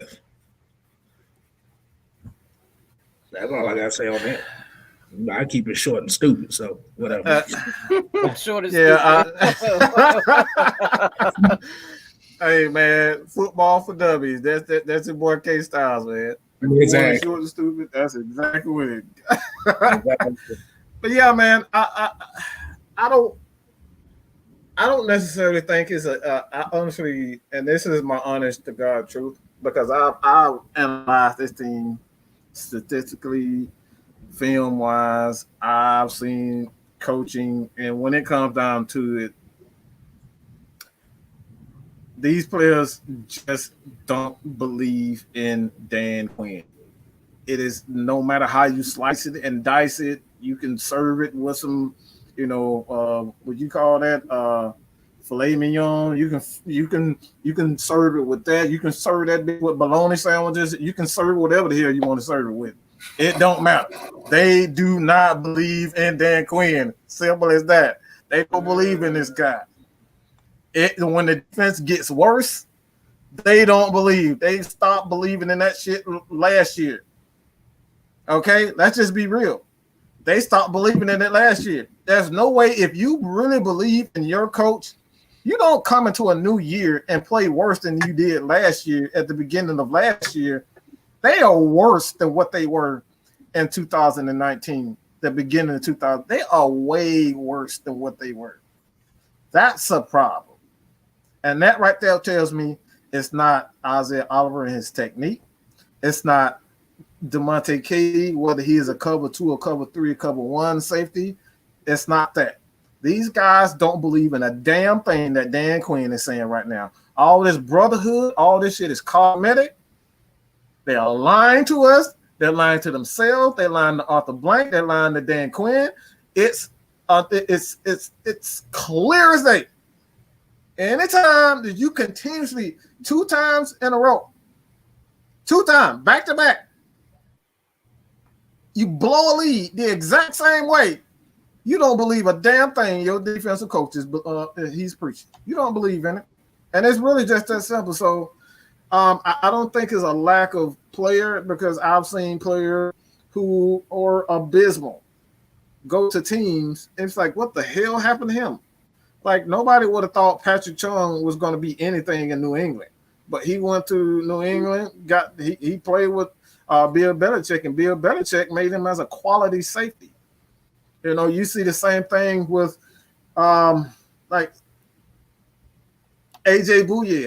AJ Bouye did have talent, but when he got with the right team and the right scheme in Jacksonville, that's when you really saw AJ Bouye start to really be a very good corner. So it's all about the scheme and system, and whether or not the players believe in what that coach is, preaching. So, shout out Just J Rock TV. He was on yesterday. Yes, sir. Yes, sir. Salute man. to all And y'all for like doing this, grinding, giving us fans to speak our minds about this team through thick and thin. Also, thanks for having me on yesterday. Big salute. That's right. Absolutely. Absolutely. That's what we here for, man. All we got left. Exactly. We got to stick together. We got to stick together. We got to stick together. Hey, man. We probably like the only fans of the Falcons right about now. Exactly. Yo, yeah, you're right about that. You're probably the only one. Yeah. Hey, man, it's tough. It's tough. It's tough being. Y'all want to go into this 2-point conversion right now because, man, we just having fun. We're just having fun. So, oh, wow. I don't know. I'll let you, Kevin. One of you guys. I'll let you take this one first. All right. Okay. I like going first. Well, I just want to thank y'all. Look, I always forget to thank the fans, man, for y'all supporting us. Big Country and those guys, they do a good job. Tonio, they're part of Atlanta Falcons Nation too. They have their shows on Wednesday nights, and they always do a good job at the end of the show of thanking the fans, thanking you guys. Like Mike said, man, we're just average Joes like you guys. We're just fans. It don't take a lot to do this. You know, if you watch football, if you're knowledgeable, if you do your homework, you know, go watch some tape. It's not hard. But I just want to thank you guys for watching us. You guys subscribing to all of our channels. You guys continuing to support us, whether we're on Friday night, now Tuesday night. We appreciate you guys. We do it for you guys. We might, like as K-Style say, we might be the last Falcons fans left, but we're gonna ride to the wheels fall off. So I just want to thank you guys. Yeah, I just thank you guys for continuing to support all of the super chats that y'all guys continue to send, you know, to us here at Atlanta Falcons Nation. We're trying to be the number one. We're trying to be number one in Atlanta Falcons sports talk. So you guys continue with your tune in. Share this, please. Yeah, share this out. Share this out. Please subscribe. And you guys, let's stick with our team, man. Let's stop making the fools of ourselves. I've been seeing so many different videos of people burning their Falcons gear, their hats, their whatever, memorabilia. I seen a lady the other day burn her Atlanta Falcons Matt Ryan signed jersey. And I'm like, what? You tripping. But we just got to do better because we making fools of ourselves. Like, we already don't get the respect that we deserve, but we do it to ourselves as Atlanta Falcons fans. Some of us are delusional. And one thing I can say about Cowboys fans, as much as Stephen A. hate them and as delusional as they are, and they say they win a Super Bowl every year, they support their team. They're ride or die. So as Falcons fans, man, we have to be the same way. I don't care if we lose 100-0 lead. We need to rock with our team no matter what. I'm going to keep rocking with the Falcons. Like I said, it can't get no worse than the Super Bowl to me. I don't care about the last 2 leads we blew. The Super Bowl was for the trophy. It was all on the line. And you know how long I've been waiting for a Super Bowl trophy? I've been a fan for over 20 years now. So I've been here for all the blown leads and all of the stress that the Falcons has caused us. Because look, we are mostly invested. All the tears, all the TVs I broke. Yeah, exactly. So we got to ride. Yeah, we got to ride with our squad. But I just want to leave you guys with a quick little nugget because we didn't do our keys to victory for Green Bay. And I want to go ahead and just tell you guys one key to victory that I have for this game coming up. And this is going to be my 2-point conversion. The key to victory in this game against Green Bay is run the football. We found something last week with Todd Gurley and Brian Hill. Those guys pinging off each other. We have to continue to go back to that. I will put Ito Smith on the bench or let him play special teams because to me, he's not doing anything as far as on the running game side. And I will go with Brian Hill and Todd Gurley. Last week, those guys did a good job of getting those tough. Todd Gurley was running between the tackles, and then Brian Hill was making the big explosive runs. So I would stick with the running game. We need to limit Aaron Rodgers' possessions in this football game. Don't allow them to have multiple possessions because we know Aaron Rodgers is dangerous. I just watched him dice up the Saints, the Saints or the Aints last Sunday night. He diced those guys up pretty good. So our corners right now is no better than the Aints right now. So we're going to have to shorten this game. The way you shorten the game, you play physical football. And the last time, if you go back to last year's NFC Championship game, Kyle Shanahan literally ran the ball about 40 to 50 times, and the Packers couldn't stop it. They do got a good pass rush with Zadarius Smith and with Preston Smith, but the way you keep those guys off of Matt Ryan, you run right at the teeth of that defense because they're similar to our Falcons team. They can't stop the run. So in this game, I want to see Todd Gurley get for over 100, and I want to see Brian Hill do his thing. Because last week, to me, Brian Hill showed you guys what they were talking about in camp, how he had stepped his game up. And last week, he made some crucial plays. He did have a big drop on that third down, and I've just had to be honest and talk about, that one drop that he had. But Mike and K-Styles know I'm the biggest Brian Hill fan on this panel. So I seen a lot out of Brian Hill last game to be excited about, and it looks like Todd Gurley is shaking off some of that rust because he looked really good last week too. I don't know why we went away from running the ball because it was working, but we need to do that. If we can run the ball on the Bears are a lot better in a front seven than the Green Bay Packers. So we need to run right at this Packers defense with that running game. We need to go back to the old Michael Vick days, and we had Forney on earlier where they used to run the ball like crazy with Vick, Warwick Dunn, what's his name, Jarris Norwood. We used to run that rock. We got to get back to running the football. That's how you play physical. We keep calling these guys charm and soft, but this offensive line has played pretty good this year. So I would put the game on them. The game plan to me in this game would be run the ball at least 35 to 40 times. Limit the possessions of Green Bay. And I'll leave it at that. Go ahead, K-Styles. Do your thing. Boom. Jew Talk Sports. Go follow him. Sports, follow him.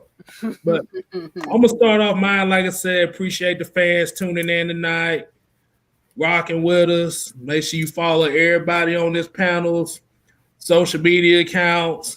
I'm the old man of the group. I'm still new to that game. So you ain't no old man. But hey, me and Mike got that. Whatever. But but I look good though. Whatever. Anyway. But for real though, had to throw that one in. For my fans. All right, now you gonna have that man coming up here shooting phone numbers at you in the chat. I'm just joking. Go ahead. Okay. Go ahead, please down. Okay, so mine's gonna pretty much kind of be like what you talk about on the game. Like I said, I'm gonna say this again this week. 60 minutes. If I gotta say this after this week, not 45. Not Hold on, K-Styles. We gotta put names when we say stuff. This team act like we're a little bit. Our coaching staff a little slow, so we gotta put names in it. Dirk Cutter. Run the football. No, look, I'm gonna do it like this. Dirk Cutter. There you go. Dan Quinn. Talking about you. Raheem Morris. Jesus.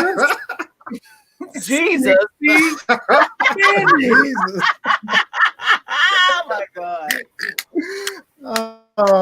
Not 45, not 50, not 55, not 57. Oh man. 60 minutes. Because if you don't play 60 minutes of perfect football, that's here, right, Terror Artist 404.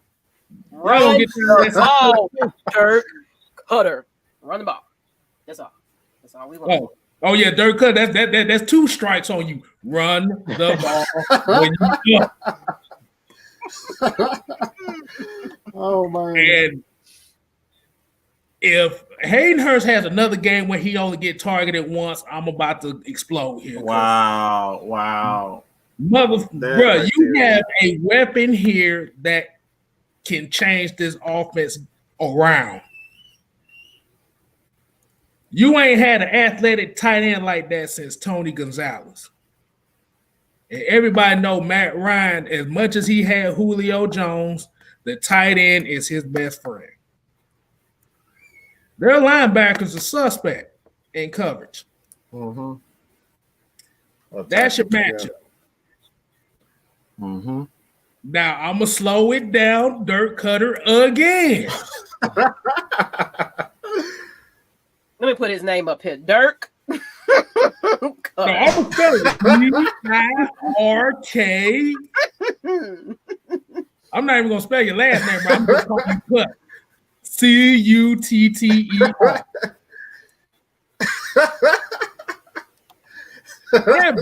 Better game awareness. Oh, that's all I'm saying. Just be aware of everything, because, bro, you really testing these fans. These fans already done turned on this team. Exactly. People recruiting other teams. What team I need to follow? I'm seeing that. Bruh, it's like, really? Like, if I have to go through my inbox asking me why am I a Falcon fan again, this is gonna be some crazy shit. Wow. Yeah. So let me reiterate one more time. 60 minutes. If you get the lead, run the ball.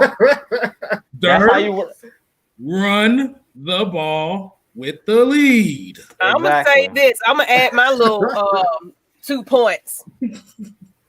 What is working? Do not change it.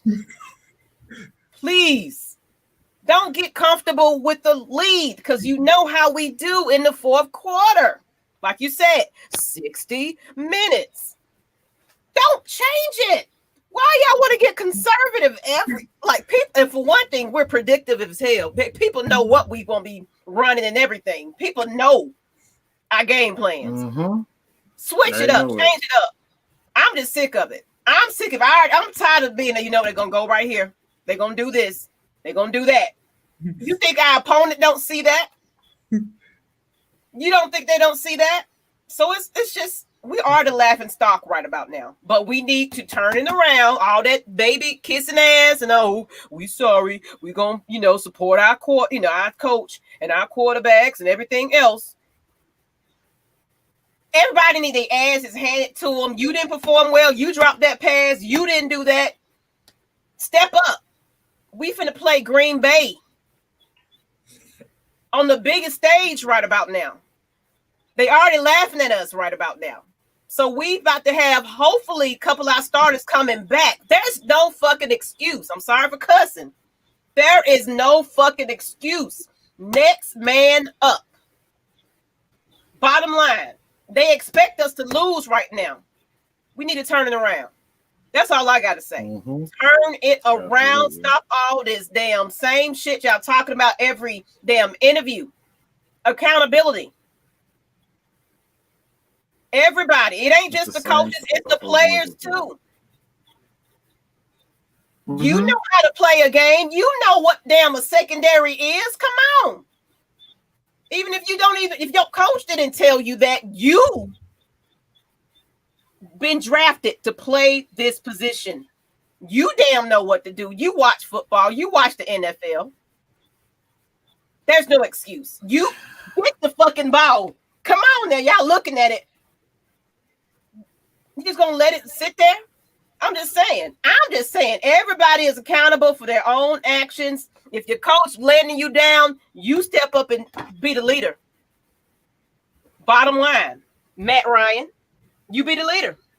Take control. If your coach letting you down, you be the leader. No huddles. Matt Ryan is awesome at that. So just do it. Just take over. If it ain't working, you take over. That's all I gotta say.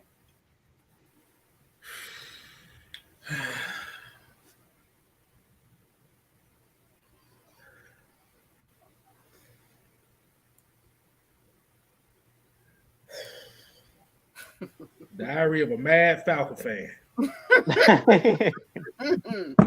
I had to go in, yeah. I don't know if go in, but I had to. Oh my God. I don't, everything she just said, everything you guys just said, it's just, that's it. I'm just going to say this. I totally understand, and I do not expect Dan Quinn to be fired unless somebody dies on the field or something like that. Dan Quinn is not getting fired halfway through the season. It's just not happening. So get ready to hear those stupid ass things every fucking day after every loss. So just get used to hearing it. And like it makes me want to just smack the taste out of your mouth. Like really, it's like if I had a meme where just smack the taste out of somebody's mouth, that's what I would want to do to Dan Quinn and Dirk Cutter, Matt Ryan, Julio Jones. I'm sick of hearing that bullshit every fucking game. After every game, we're talking about we're losing the exact same way, and you motherfuckers, the first thing that y'all say is, "Well, we mad as hell. I'm really pissed off. We're gonna get it right." Like seriously, like that's you. We just paid $100 on your ass, and that's what you got to say. People bet money on you motherfuckers, okay? Believe it or not, and you come with that bullshit. That makes people want to come after you. I'm not saying I'm gonna do it. I'm not saying that at all. So don't get it twisted. That's not what I'm saying. I'm just saying people bet money on you guys, okay? People really bet money on you guys, and for you guys to say the same stuff every single game for the last 3 to 4 years. The last 3 to 4 years is I'm going to get it right. Bitch, when? Today. When are you going to get it right? Today. To this day. We need to fucking do it. Today. I'm sick. I want to literally punch someone in the face anytime I hear them say that. I want to punch them in the face every time I see them say we're gonna get it right. I'm mad as hell. Like, you sure? Because you look like you like getting your ass whooped.